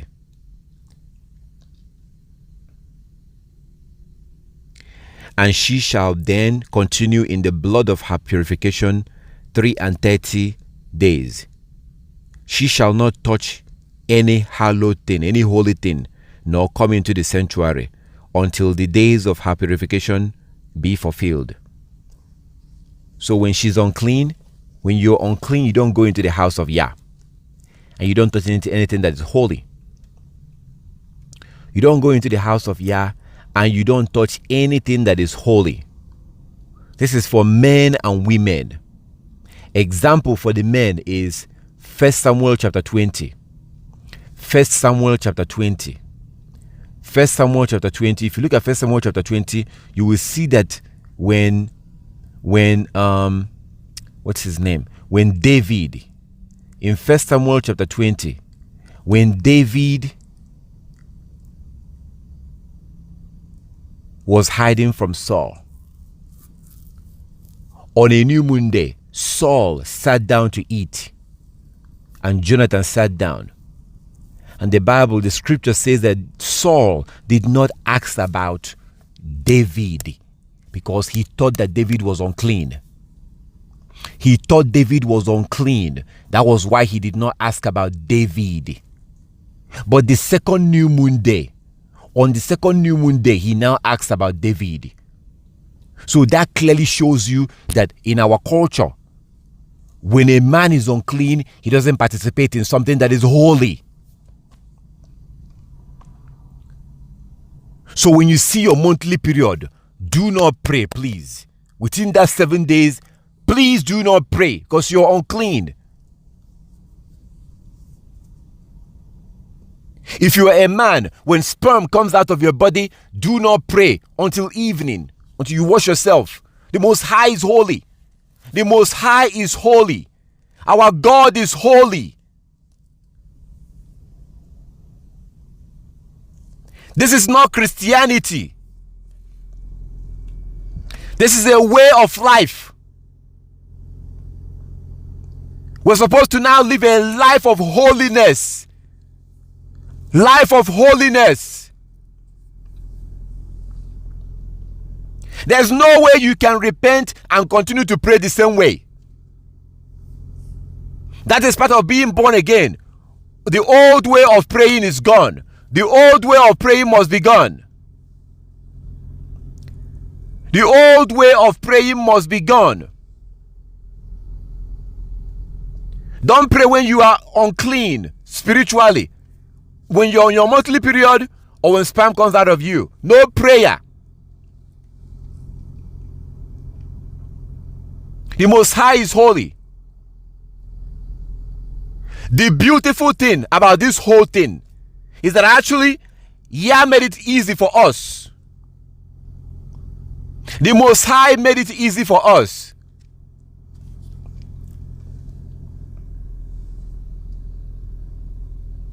So how did he make it easy for us?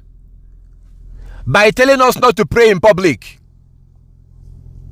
Because it would be weird. It would be strange to be in public and get on your knees. So we don't have to worry about that. That's good. Our Heavenly Father does no longer want us to pray in public for people to hear us. That's good for us in that case. I like that. And that has been pretty much what I do.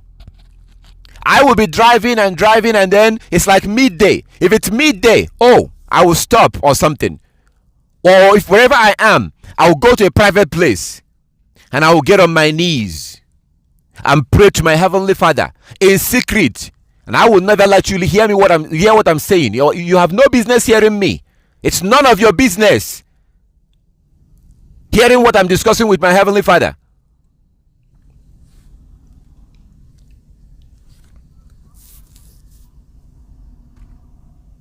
That is part of repentance.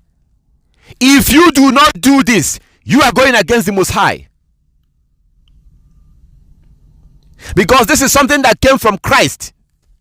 And the Most High sent Christ to teach us these things. So not only will your prayer be rejected, you are also sinning.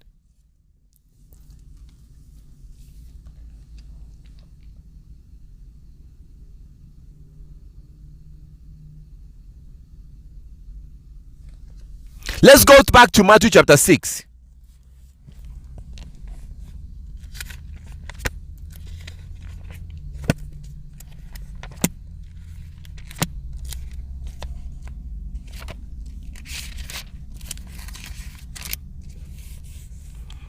Matthew chapter 6, and we're going to continue from verse 5 that we said there from before. We read only 2 verses, and then we moved on to the other scriptures, and we saw how Hannah prayed in 1 Samuel chapter 1. We saw how she prayed. She prayed and only her lips was moving. Eli the priest could not hear Hannah. That's the way we're supposed to be praying. Eli had no business listening to what she was saying, and yet the Most High was able to hear what she was saying. And that was what Christ was saying in Matthew chapter 6. That your Heavenly Father knows what you're saying. Even though you're not speaking out loud, He can still knows what you're saying.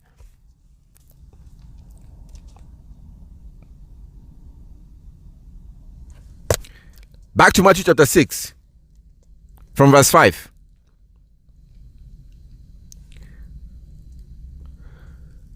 When you pray, don't be like the hypocrites who love to pray publicly on the street corners, in the synagogue where everybody can see them. I tell you the truth, that is all the reward they will ever get. Verse 6. Matthew 6 verse 6. But when you pray, go away by yourself, shut the door behind you, and pray to your Father in private. Then your Father who sees everything will reward you. That was what He did. He told His disciples to wait over here. He took 3 of them. He stepped away. He told the 3 of them to hold on. He stepped away from them. He prayed in private. Matthew 26 from verse 36. That's where you see that. Matthew 26 from verse 36.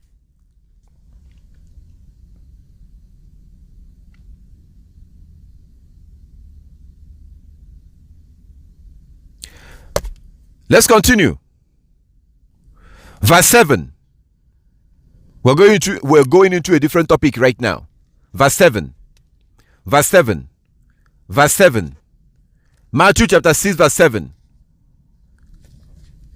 When you pray, don't babble on and on blah blah blah blah blah, God in heaven, Lord Jesus, I love you, Jesus, Jesus, I love you, blah blah blah. Don't babble on and on.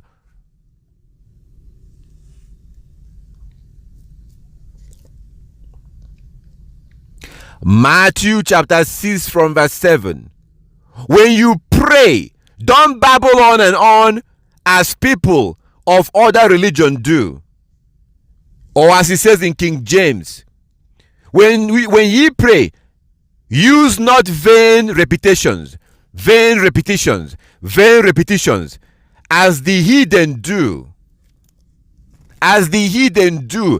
Christians are heathens because Christians are not even praying like Christ. They don't get on their knees. They don't bow their head to the ground.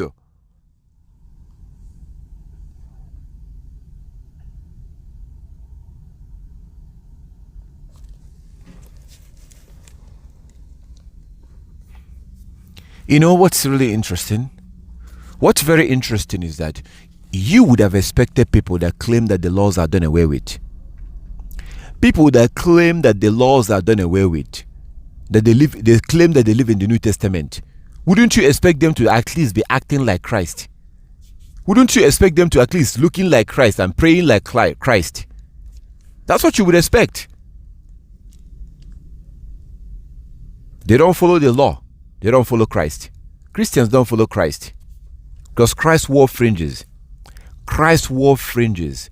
Christ had his beard. Look at Matthew chapter 14 from verse 34 to 36. Matthew 14, 34 to 36. Christ was wearing his fringes. Luke chapter 8 from verse 43. Luke chapter 8 from verse 43. Christ wore his fringes. Then now you see how he prayed. And yet those that claim to believe in him don't even pray like that or dress like that. That Matthew chapter 6 verse 7. When ye pray, use not vain repetitions, as the heathens do, for they think that they shall be heard for their much speaking. Oh my goodness.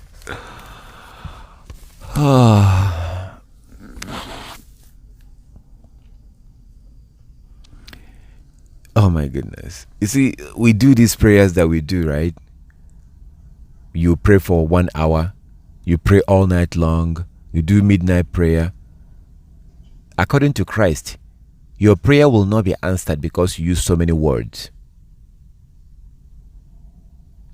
Your prayer will not be answered because you use so many words. Let me tell you an embarrassing story about myself. About maybe 25 years ago or 20 years ago or so,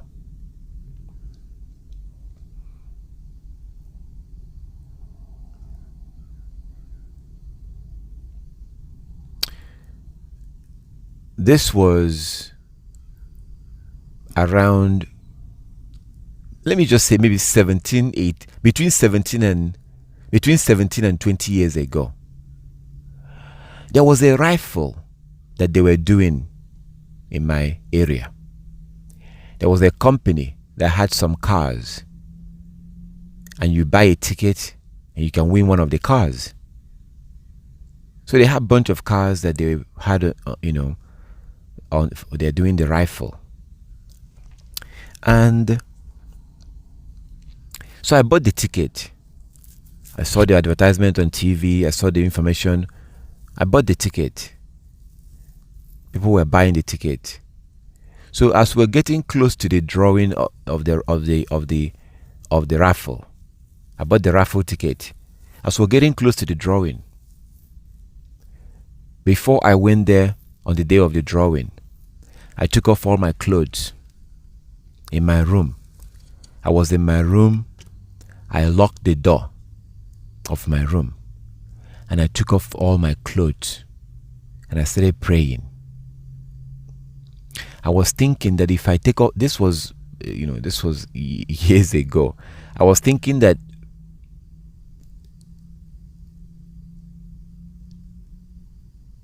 if I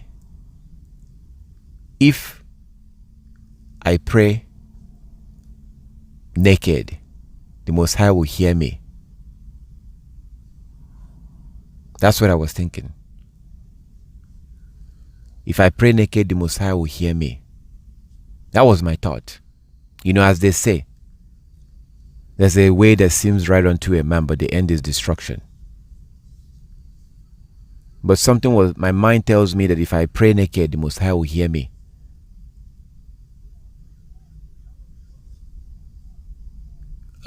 No. I prayed naked. I think I actually went on my knees. I think I went on my knees. I was naked. My door was locked. I prayed. After praying, I went on the day of the raffle. I was so confident I'm going to drive back with that car. I was hoping that they will call my name. They will call my name and I'll be the winner of one of those cars. I went there, anxiously waiting. They started calling names. Upon all the people that was on that crowd, nobody's name was named for those cars. I can't remember because it's been years ago. Nobody's name was called. The whole thing was probably a scam. Most likely a scam. So nobody, my name was not called. So I went back home, sad. But I thought that my prayer would be hard if I take off all my clothes. That's what I thought. So some people, according to Christ, Matthew chapter 6. Matthew 6 from verse 7. But when you pray, use not vain repetitions, as the heathen do, for they think that they shall be heard for their much speaking. They think that the more they talk when they pray, the more prayer they pray, the more they talk, they are thinking that that's how they're going to be heard. Yeshua said, no. Just because you prayed for 2 hours, no. Just because you pray for 10 hours, it means nothing. Why doesn't it mean something? Why doesn't it mean something? Why? Well, let's go to John chapter 9, verse 31. John 9:31. John 9:31.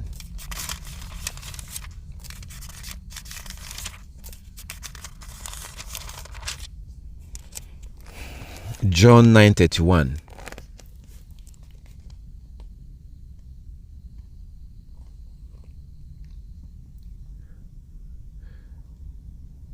Let's start from verse 28. Verse 28. This is talking about a man who Christ had healed. Yeshua HaMashiach had healed this man. He was healed, and they are trying to find out, how did he really heal you? Was he able to heal you? So John 9 from verse 28.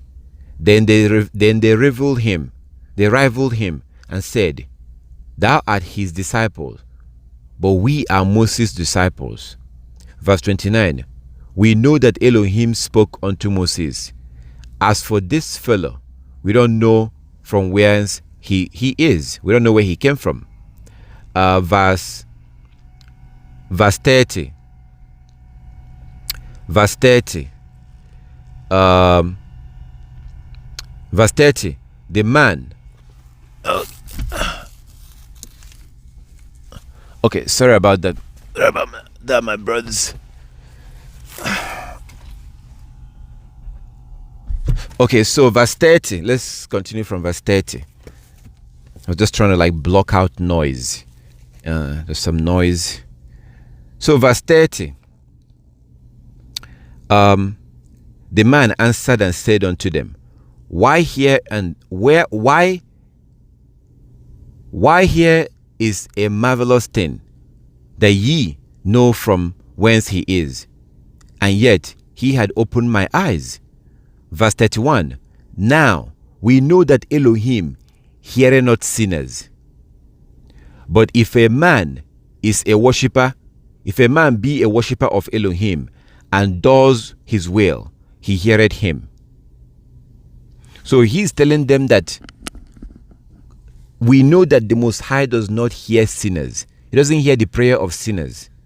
But if a man is a worshipper of Elohim and does his will, he hears that man. Let me read that in the New Living Translation.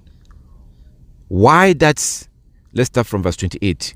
Then they cursed him and said, you are his disciple, but we are disciples of Moses. Verse 29. We know Elohim spoke to Moses, but we don't even know where this man comes from. Verse 30. Why? That's very strange. The man replied, he healed my eyes, and yet you don't know where he comes from. Verse 31. We know that Elohim, God, does not listen to sinners, but he is ready to hear those who worship him and do his will.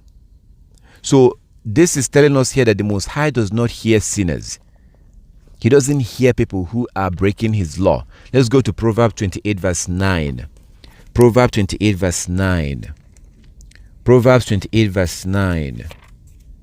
Proverbs 28 verse 9. Proverbs 28 verse 9. He that turneth away his ear from hearing the law, even his prayer shall be abomination. He that turneth his way from hearing the law, even his prayer shall be an abomination. So, back to Matthew chapter 6, from verse 7. But when ye pray, use not vain repetitions, as the heathen do, for they think that they shall be heard. They should be heard for their much speaking. So the Most High is not going to hear me because I prayed from 12 midnight to 6 a.m. The Most High is not going to hear me because I prayed for 20 hours, or I prayed for 3 hours, or I prayed for 3 minutes. It doesn't matter. The Most High will only hear us if we keep his laws. Proverbs 28 verse 9. The Most High, he that breaketh the law, he that turneth their ear from hearing the law, those that refuse to keep the law, their prayer is an abomination to the Most High. The Most High will never hear you. The Most High will never listen to you. The Most High will never answer your prayer if you don't want to keep his laws. Proverbs 28 verse 9. John chapter 9 verse 31 and 32. The Most High only hears those who are keeping the law, not because we prayed for a long period of time. If you notice, I am showing you these things from the scripture. These points are coming from the scripture. So that Christian understanding and Christian mindset and Christian way of praying, that is absolute nonsense. And the Most High is not hearing us. He has not been hearing us. That is just the truth. That is just the truth. That's the truth. The Most High have not been listening to us. Like as I told you the other day. I told you that the Most High is not listening to us. He's not. We are pretending as if, oh, he's hearing us. No, because we're not listening to him. We haven't been listening to the Most High. We don't care what he says. We don't pray the way he tells us to pray. We are praying to the Most High, but not the way he told us to pray.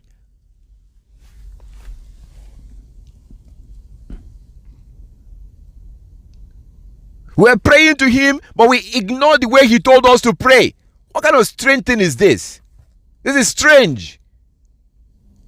The Most High said that this is how you should pray to me. We ignore that and we're still praying to him. Let's continue. I am very sure that there are some of you here, after today, will still continue to pray the way you used to pray before. There are some of you here that will never be getting on your knees when you pray. There are some of you here that will not be that will continue to pray publicly. There are some of you here that will not be bowing down to the Most High when you pray, even though the Most High made it easy. He made it easy for us. So you don't have to be out in the mall, in the store, on the street, getting on your knees in public. He made it easy. He said, do it privately.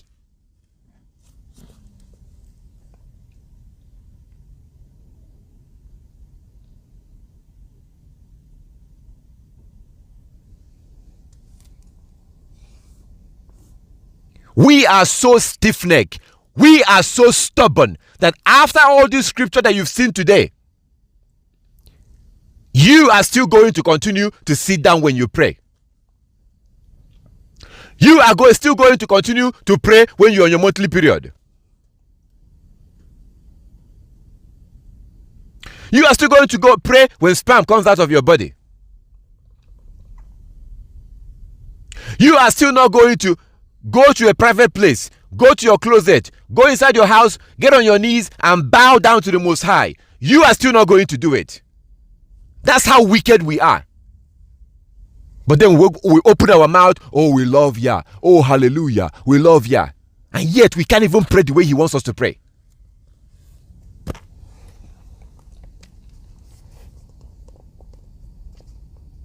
These are the things that makes us Hebrew. These are things that set us apart, because most of us will not do it.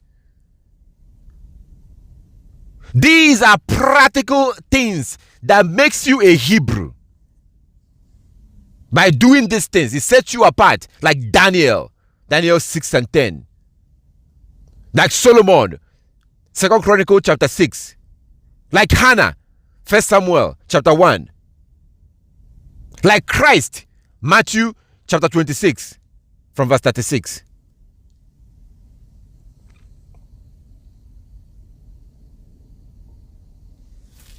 All we do is talk the talk, but we won't walk the walk. Just like you're not wearing your fringes, and yet you claim to be a Hebrew, but you don't wear your fringes.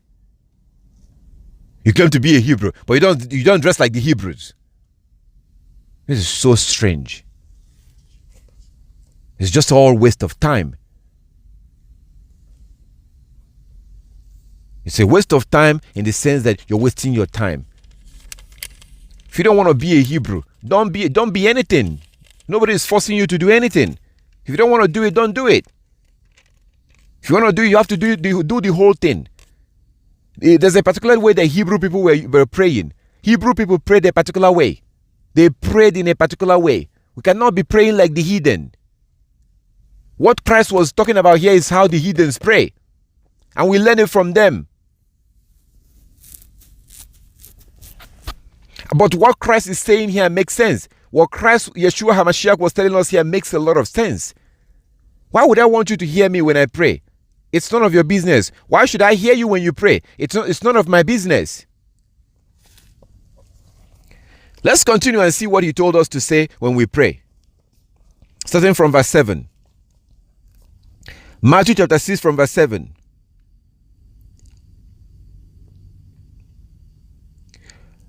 When you pray, don't babble on and on as the heathens do. They think that their prayers are answered by merely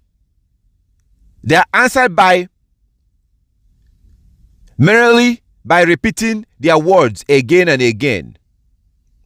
They think that their prayer will be answered by repeating their words again and again. He's saying, don't do that.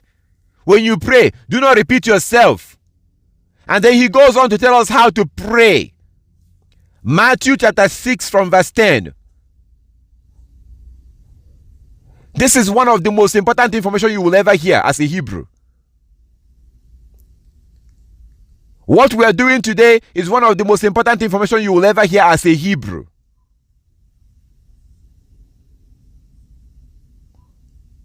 Because this is supposed to stay with you for the rest of your life. I don't want to ever go back and pray like a Christian. I want to pray like a Hebrew. Get on my knees, bow down to my Heavenly Father. Pray three times a day. once in the morning, once in the midday, once in the evening. That's how the Hebrews prayed.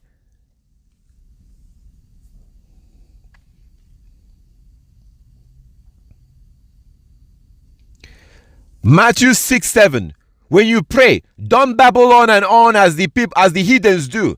They think that their prayers are answered merely by repeating their words again and again. Verse 8. Don't be like them, for your Father knows exactly what you need even before you ask him. Your Father knows what you need even before you ask him.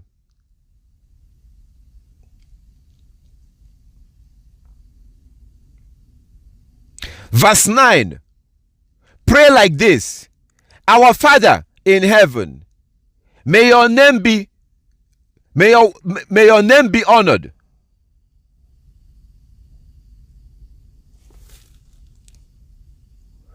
Our Father in heaven, hallowed be your name. May your kingdom come. May your will be done on earth as it is in heaven. Give us today our daily bread, or give us today the food we need for today.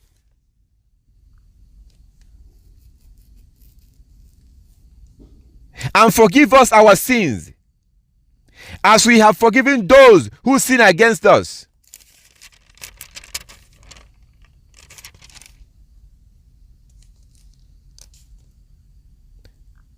And don't let us yield into temptation, but rescue us from the evil one. And lead us not into temptation, but deliver us from the evil one.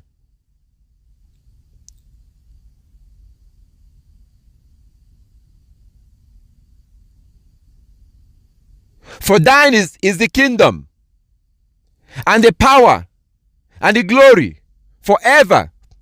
Amen. Now, this part, I have to tell you, it took me a while. I have to be honest, because I was born as a Christian. So I knew my understanding of prayer is that you just, you say a bunch of things. Lord, I need this, I need that, I thank you, I need this, thank you, can you give me this, thank you, can you give me this, thank you, can you give me this, love this. I was praying I used to pray like a Christian, right? Like everyone else. So when I saw this, when I saw what Christ was saying here, it took me a while to get used to this, because I was so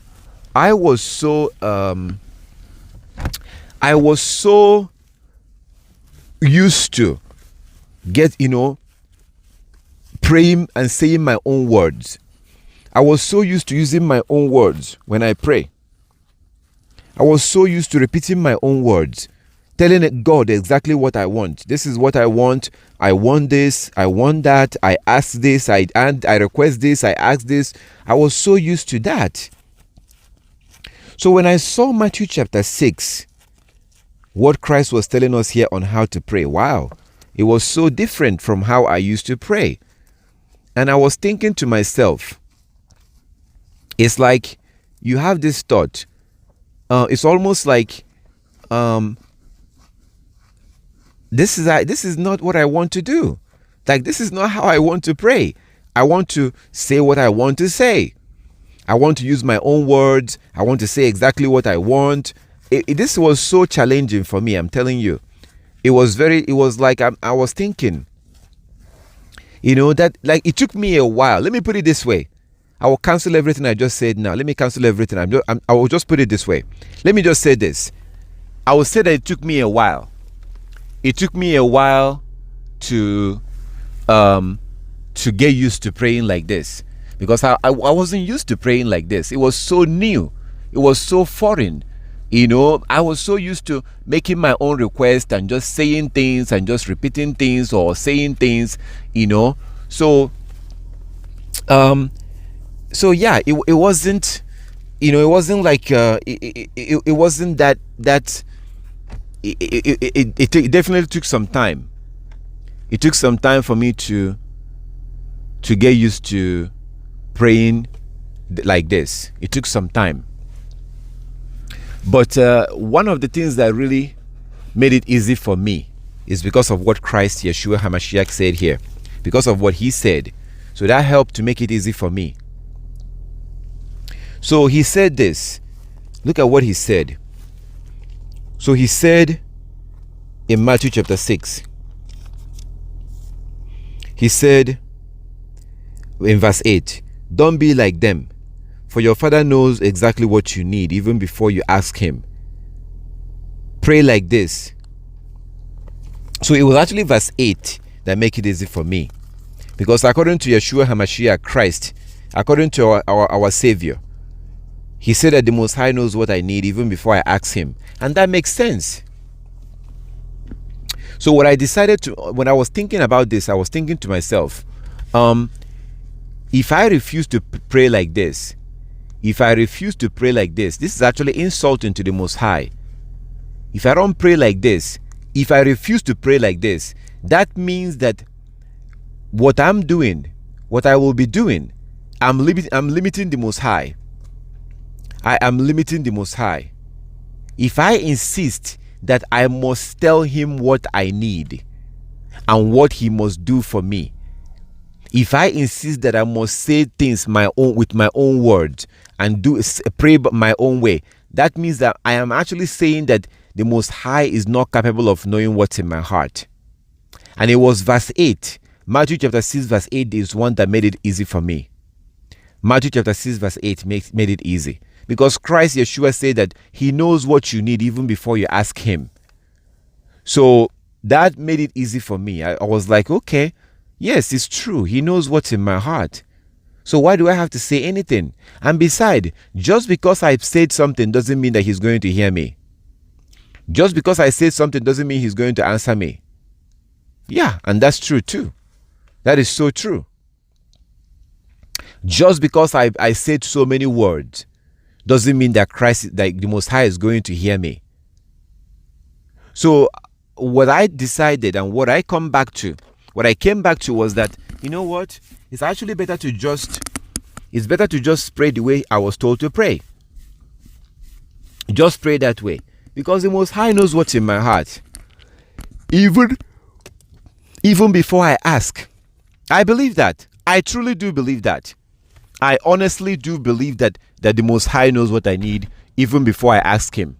I really do believe that. And that made it easy for me. Honestly, my brothers and sisters. That made it so easy for me. And just because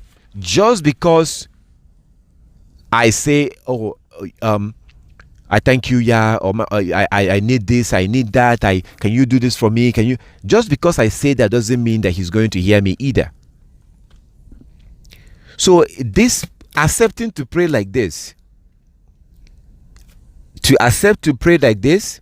it was actually very interesting situation for me. But verse 8 made it easy. Verse 8 made it easy for me. Another place that made it easy for me is the fact that even Christ, and I'm going to close with this. I think we're pretty much done. I think we're almost done. So when I think of the fact that in Matthew chapter 26, Matthew 26 from verse 36, when I think of the fact, and this is a very important point, this point is very important that we all need to know this. When I think of the fact that Christ Yeshua HaMashiach got on his knees, bowed down to the ground, bowed his head to the ground. He was on his knees. He never committed any sin. He was sinless. He was righteous. He was obedient. He was all these beautiful things. And yet, the Most High did not answer that prayer. He was asking the Most High to remove that cup from him. That was their parable. He didn't want to go to the cross the way he went to the cross. He didn't want to go through all that pain and suffering. So he kept praying to the Most High multiple times in Matthew 26. Matthew 26 from verse 36. Matthew 26 from verse 36. Christ prayed multiple times. The Most High did not hear that prayer. And look at what he prayed. What did he say? Matthew 26. Let not my will, but let your will be done. This is a very big point. This is a very, very important point. Yeshua HaMashiach, our Savior. Look at that prayer in Matthew 26 from verse 36. Matthew 26 from verse 36. He prayed that prayer and he said, let not my will, but let your will be done. Let not my will, but let your will be done. Let not my will, but let your will be done. And truly, truly, truly, truly, the will of the Most High was done. The will of the Most High was done. And the Most High did not answer his prayer. Because the will of the Most High was that Christ will suffer. He will be put on the cross. He will suffer and will be put on the cross. And die and come back to life and then go back to heaven. That was the will of the Most High. Christ did not complain. He did not get angry when the Most High did not answer his prayer. He did not complain. He did not get angry. He got up from his prayers. He went and died on the cross. So just because we are demanding for something doesn't mean that the Most High is going to give it to us. There are some things that we asked the Most High to give us, and then we got that thing, and today we are regretting it. Some of us were praying and praying and praying for the Most High to give us somebody, and then the Most High, then we get that person 2 years later, 3 years later, 10 years later, the whole thing will crash and collapse.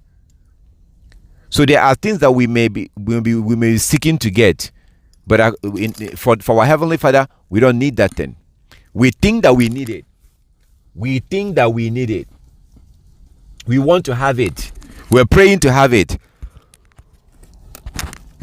But like a true father, like a good father, the Most High knows that thing is bad for us.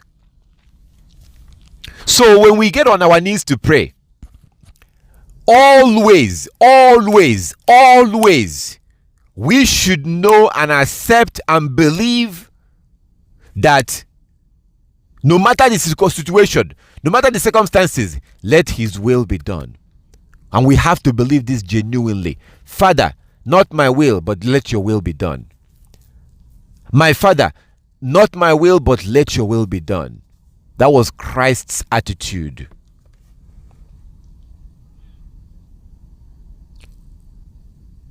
And we will never get everything we ask from the Most High, because there are some things we ask from the Most High that is not good for us.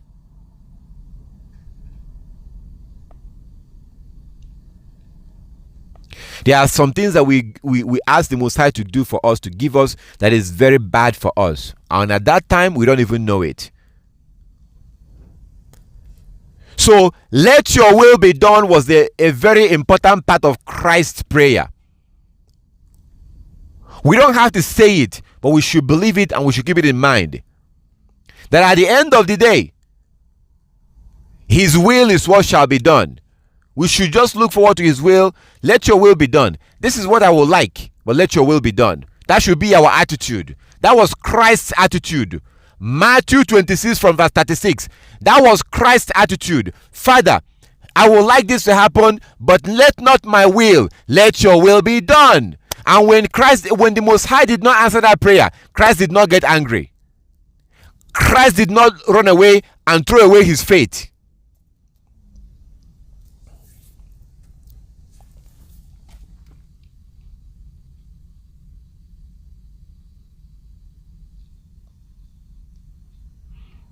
So this is very important to understand this. So when you pray, you don't have to, from today and upwards, now that you know this, you don't have to sit for 10 minutes or 5 minutes or 2 minutes and be repeating words. Just pray exactly the way Christ told you to pray. Now, about 3 years ago, about 2-3 years ago, something like that, about 2-3 years ago, when we did this thing, what we're doing right now, after we studied this, between about 2 and 3 years ago, a brother was very concerned. One of our members was very concerned, and he kind of disagreed with this. He asked me a question, and he said, how can we pray this little prayer? He said that this is a little prayer. Now, that person was a Gentile. So I can understand why they cannot understand this. He said, how can you be praying this little prayer? This is too small. That was his point. This prayer is too small.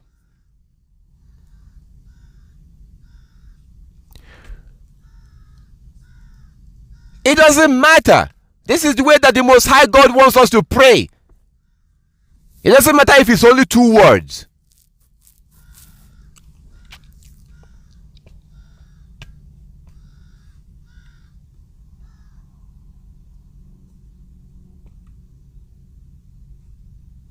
So I gave him some advice, which I'm going to give you right now.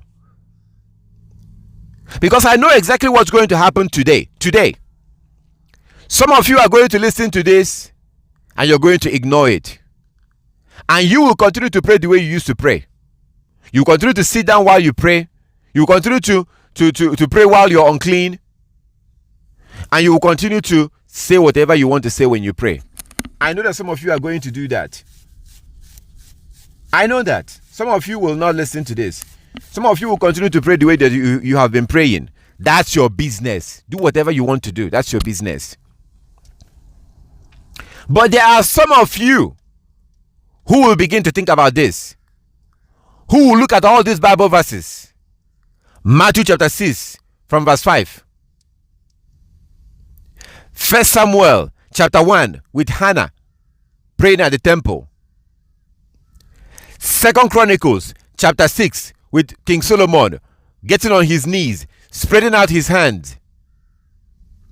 Daniel chapter 6 verse 10 with Daniel getting on his knees and looking towards Jerusalem, towards the east.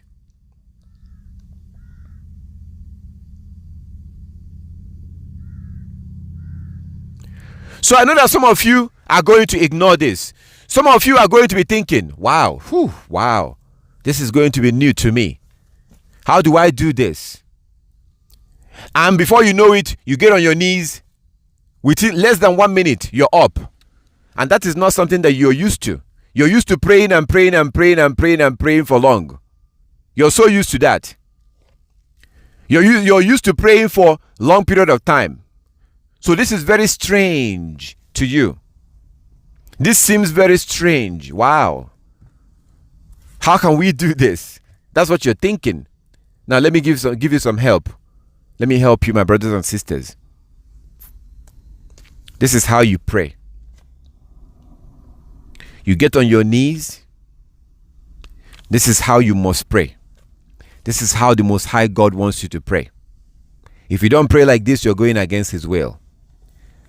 But for those of you who are really, really into praying, you love praying, you enjoy praying, no problem. No problem. But this commandment must be observed. You must pray like this if you want your prayer to be answered. If you want to have good relationship with our Heavenly Father. Praying against this way, sitting down when you pray, not bowing down to the ground and bowing to the Most High. When you pray these other ways, you're going against the Most High.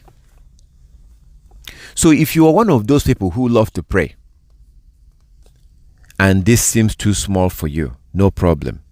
So my advice is that Why not get on your knees and sing to the Most High? Don't pray. Sing praises. So if you're somebody who is already, you're so used to, whenever you pray for a long period of time, why not get on your knees and praise the Most High? Sing praises. Or read the book of Psalms. Sing a song to Him. Praise Him. You can do that for 2 minutes. You can do that for 3 minutes, 5 minutes, 10 minutes. Sing praises to Him. Then after you're done singing praises, then you can go ahead and pray like this and get up. That is for those of you who might be thinking that, wow, you're telling me that I have to, you're saying that I have to sit, I have to just get on my knees and just pray this little prayer. This prayer is too small. Actually, it is not. For me, it is not. You know why? Because I know for sure. I believe Christ. I believe Yeshua HaMashiach when He says in verse 8, Matthew chapter 6 verse 8, when He says that the Most High knows what's in my heart. I don't have to say anything. Just because you ask the Most High to do something for you doesn't mean that He's going to do it. Just because you ask the Most High to do something for you doesn't mean that He will do it. Just because you did not ask Him doesn't mean that He won't do it. Just because you did not ask Him does not mean that He will not do it. No. The Most High will do whatever He's going to do as long as you're keeping His law. You must keep His laws. If you don't keep His laws and His commandments, your prayer is a waste of time. So I was so comforted by the word of Christ in verse 8. Matthew chapter 6 verse 8. Matthew chapter 6, I was so comforted by His word there that the Most High knows what's in my heart. So I don't care. I know that He knows what's in my heart. I just get on my knees. I pray the way that He told me to pray. He knows what's in my heart. Even if I don't ask Him, He will still do what He's going to do for me. And just because I ask Him doesn't mean that He's going to do it. So I was very comforted. I felt very, very, very calm by accepting what Christ says in Matthew chapter 6 verse 8, that Yah knows what's in my heart even before I ask Him. That was beautiful. That's good.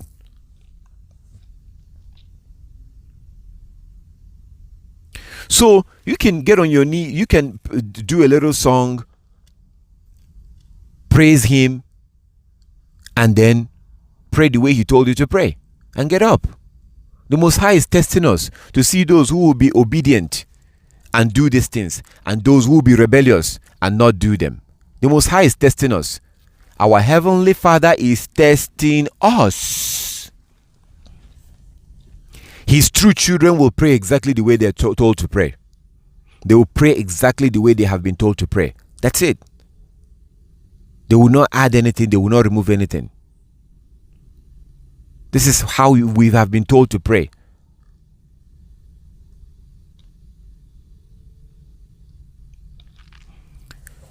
So that never ever go against this. Some of you will go against it. I know you will ignore this, but that's up to you. The Most High told us how to pray, and we have to pray that way. There's no other way we can pray other than this way. We pray this way and everything will be fine. We pray like this because that's what the Most High wants us to do. That's why we pray like this, because that's exactly what He wants us to do. So, when you pray with people, they can hear you when you pray with them. But when you're praying by yourself, don't let people hear you. Have an area in your house like your closet or something that you go and you pray. Oh, this is wonderful, beautiful. I'm so glad I remember this right now. I'm so glad. I don't have this thing written down on paper. I would have felt bad if I had not remembered this, because I have to include this. This is about prayer. I'm so glad I remembered this. I'm very, very glad. Let me show you real quick. Let's go to Deuteronomy. Let's try Deuteronomy chapter 8. Deuteronomy chapter 8. This is very important because this is about prayer. All praises to the Most High All praises to our Heavenly Father that I remember this. This is about prayer when you finish eating or when you eat food. About eating or praying when you eat. About eating. How to pray when it comes to food. Deuteronomy.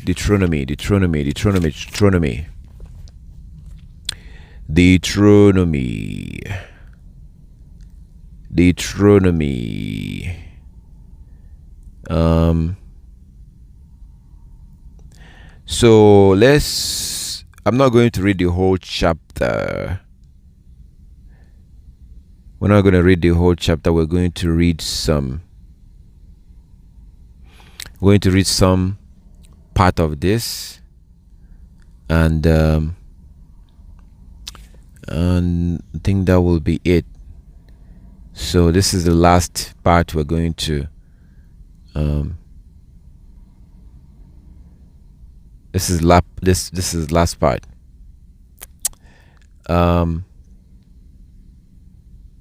So let's go ahead and go to Deuteronomy. I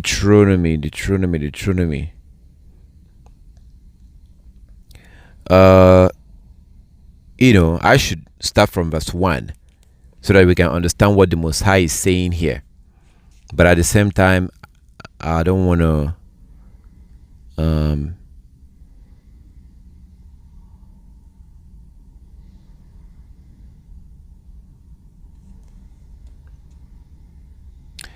all right, let's go ahead and start from verse 1.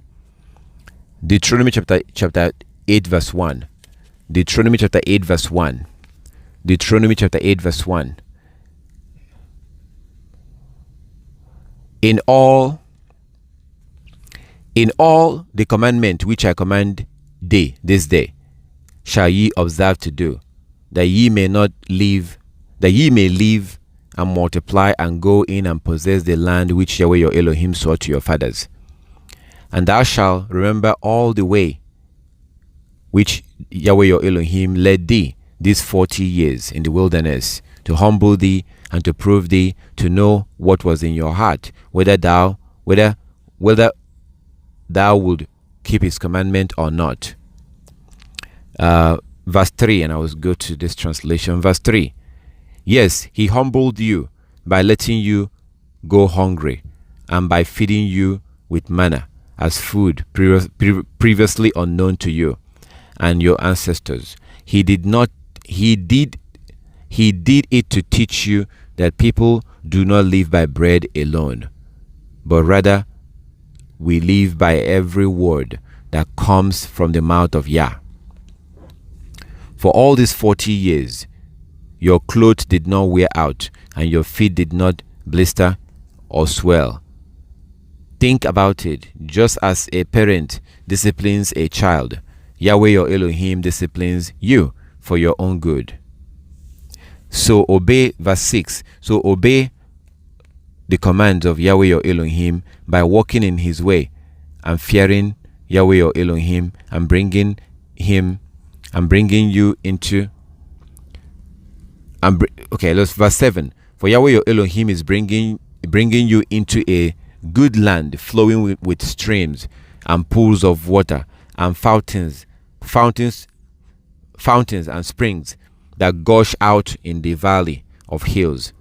It is a land of wheat and barley, of grapevines, fig trees and pomegranate, of olive oil and honey. It is a land where iron is as common as stone, and copper is abundant in the hills. Verse 10. When you have eaten your fill, be sure to praise Yah your Elohim for good land he has given you. So what I wanted you to see here is verse 10. Deuteronomy chapter 8 verse 10. Deuteronomy chapter 8 verse 10. When thou had eaten and art full, then thou shalt bless Yah your Elohim for the good land which he had given thee. So in the world and in the life that we used to have, it used to be that if we bring food If we have food, we pray and then we eat. According to the law, according to what we see here, the Most High wants us to pray after we eat. And that makes more sense. I think that makes more sense. I like that idea. Is much more realistic, because if we pray before we eat, then we are more likely to forget the Most High. Because before you eat, you're hungry, you're tired, you're thirsty, you really want to eat something. So you pray and you get to the food. So, but by the time you're done eating, you're full, your stomach is full. So it actually matters what happens at that point. So after you finish eating and you still have the strength, the courage, the understanding, the gratefulness to thank the Most High, that shows that you're being honest. That shows that you love Him. Because oftentimes when we are hungry, we can do anything. When we are hungry, yeah, of course we'll pray because we just want to eat. But as soon as we eat and our stomach is full, all of a sudden, we're no longer in a mood like that to pray. So what you see here is that we pray after we eat. So because of this, I no longer pray before I eat. I will get my food, I will sit down and eat the food. Then after I eat, I pray by thanking the Most High. I pray after I eat. After I eat, I thank Him. That's it. It's really that simple. So that's how you do it. After you eat, you thank Him for giving you the food, not before you eat as we do in the world. That's why I always tell you that everything that the world does is always the opposite. Everything that the Europeans does is always the opposite. So we pray after we eat. This is Deuteronomy chapter 8 verse 10. Deuteronomy chapter 8 verse 10. We eat after we pray after we eat. Deuteronomy chapter 8 verse 10. So that's what I wanted for you to see when it comes to food. When it comes to food, that is basically the Most High was talking to our ancestors and telling them, when you go into the land and you eat all these things that I've given you, remember to thank the Most High. After you've eaten this thing, remember to praise Him. It says in verse 10, when you have eaten your fill, be sure to praise Yah your Elohim for the good land he had given you. For the good land that He has given you. And your food is supposed to come from your land. So when you get your food from your land and you cook your food and you prepare your food and you eat your food, after you eat it, you thank the Most High. So I don't pray before I eat anymore. I stopped doing that. I only pray after I eat. So we are going to close this. This is basically how to pray. You see that this is different from the way we've been praying in the world. So in summarization, I would like to close this by going back to Matthew chapter 6. So now you see that you can never pray the way you used to pray before. Now, by going through this, now you know exactly how to pray. You can never ever pray the way you used to. You have to pray this way. This is the way that the Most High wants you to pray. If you pray any other way, you're really going against the Most High. If you pray any other way. This is very, very clear. So you saw that you don't pray before you eat. You pray after you eat. That is Deuteronomy chapter 8 verse 10. But you can read from verse 1 like I did. So this is very simple, very beautiful. So let's go back to Matthew chapter 6 and summarize. I would like to close this with Matthew chapter 6, reminding you again in Matthew chapter 6 what Yeshua HaMashiach said there in verse 8. Verse 8, Matthew chapter 6 verse 8. Matthew chapter 6 verse 8.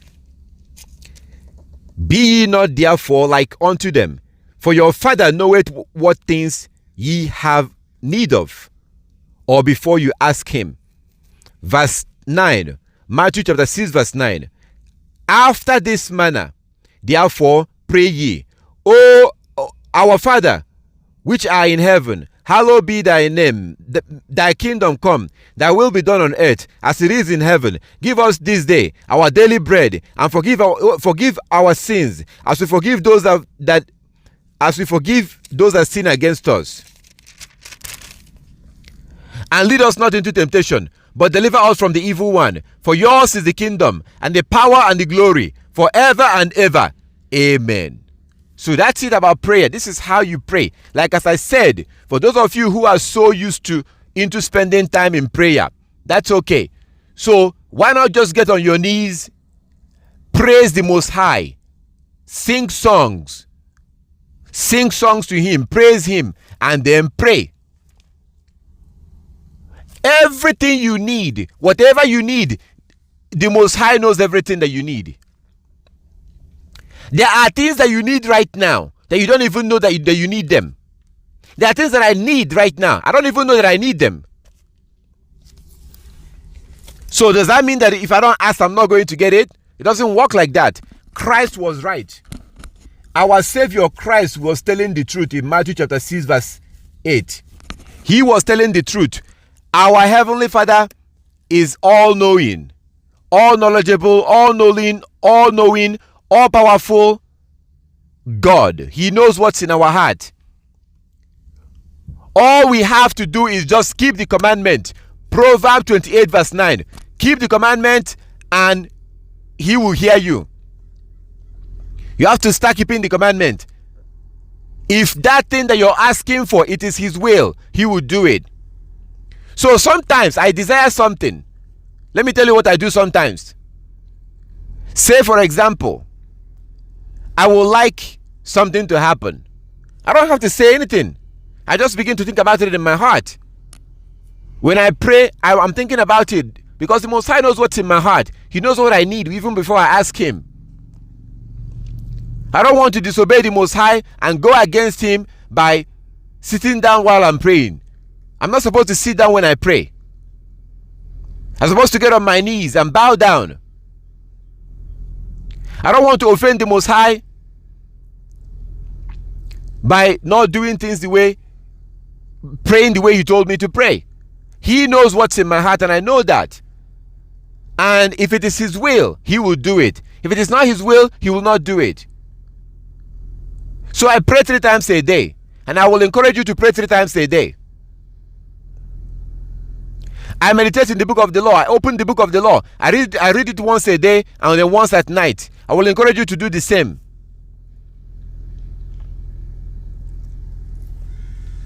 So that's what I do. That's how I pray. If I need something, I don't have to say anything. When I get on my knees, I pray the way the Most High told me to pray. I know He knows what's in my heart. I know He knows what I need. And just because I'm repeating myself and praying about it doesn't mean He's going to hear it. So when we finish eating, we pray. We don't pray before we eat. We eat. We pray after we done eating. After we finish eating, then we pray. That's when we do our prayer, according to Deuteronomy chapter 8 verse 10. We saw that Daniel was on his knees when he prayed. Solomon was on his knees when he prayed in 2 Chronicles chapter 6. 2 Chronicles chapter 6. Then Daniel chapter 6 verse 10. Daniel chapter 6 verse 10. Christ was on his knees when he prayed. Christ was on his knees when he prayed. According to Matthew 26 from verse 36. Matthew 26 from verse 36.